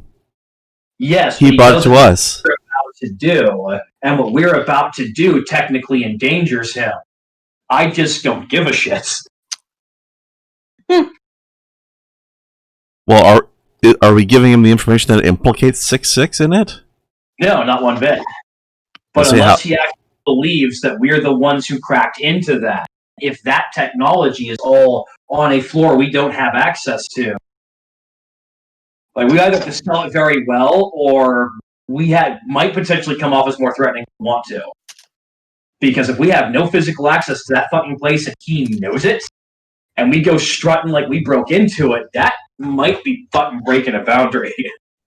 Yes, maybe. That does things a bit. At this point, it's going to be like, how did they get that information? True. Something to ponder, I think. And more importantly, the Major Domo is going to wonder how we got it, because one way or another, that conversation and a portion of its details are what we're leaking. Well, here's the thing. We've got 2 weeks to consider it. Uh-oh. It is at this point, during the festivities and everything. All this roundtable conversation. Yep. At this point, the doors to the throne room burst open, and Ben is cooking. Sounds delicious. It also sounds like he gets to keep playing for a few more. Oh, my bad. My bad. I thought it was me. No. If I am hearing food and you still play after food, all I'm hearing is confirmation that we've got a long night. All right. Yeah. I love it. So, Krendar may have a Huh? I know, do you? What? Do I what? Do you have limitations? You keep cutting out. What? Oh dear. Oh, goddamn. Problem. It's just the last word getting cut off. Okay. Yeah, so the let's actual try- part of the Yeah. question. Do I have what? Do you have the time to continue playing? Because if Ben is able to continue... No, I don't, because I need to have dinner before I begin my own stream. Okay. So, And so this we fe- will end And this feels like a On- real good point to pause, anyway. So doors slam open. Damn. And in walk 3 tough-looking humans, a Rhodian with a large blaster rifle, a black-furred Wookiee, and a scarred Zabrak leading 2 Twi'lek slaves by their collars. Decker's gonna go wide-eyed at the Wookiee, kind of back himself into a corner and piss him. Maybe not literally, but he's like, what the hell is that shaggy monstrosity? just don't play chess with it. If you do, let it win. Yeah. The entire room falls silent, and you can see Darga's not happy. Alright, boys, time for action. And I think that's a good point to leave off on. Yeah. Doors burst open, and in walks a cliffhanger. Yes. So, how screwed are we at the start of next week? You mean next week? Yes, next Yeah. the next week, which is next week, but that's the next 2 week. weeks. Okay, so after this coming Saturday, my schedule should be back to normal, where I should have Saturdays off. And we can get doing this early. Over week. Yes, over week. So yeah, no, we should be able to get back to the regularly scheduled program after this coming Saturday. So I will keep you guys posted on that. Cross your fingers and pray to whatever gods you believe in to make sure that nothing else stupid happens with any of the stores in my work. We ask only that probability favor. So as long as nothing stupid happens, my schedule should even back out, and I should be in a better place to continue with this. Hopefully.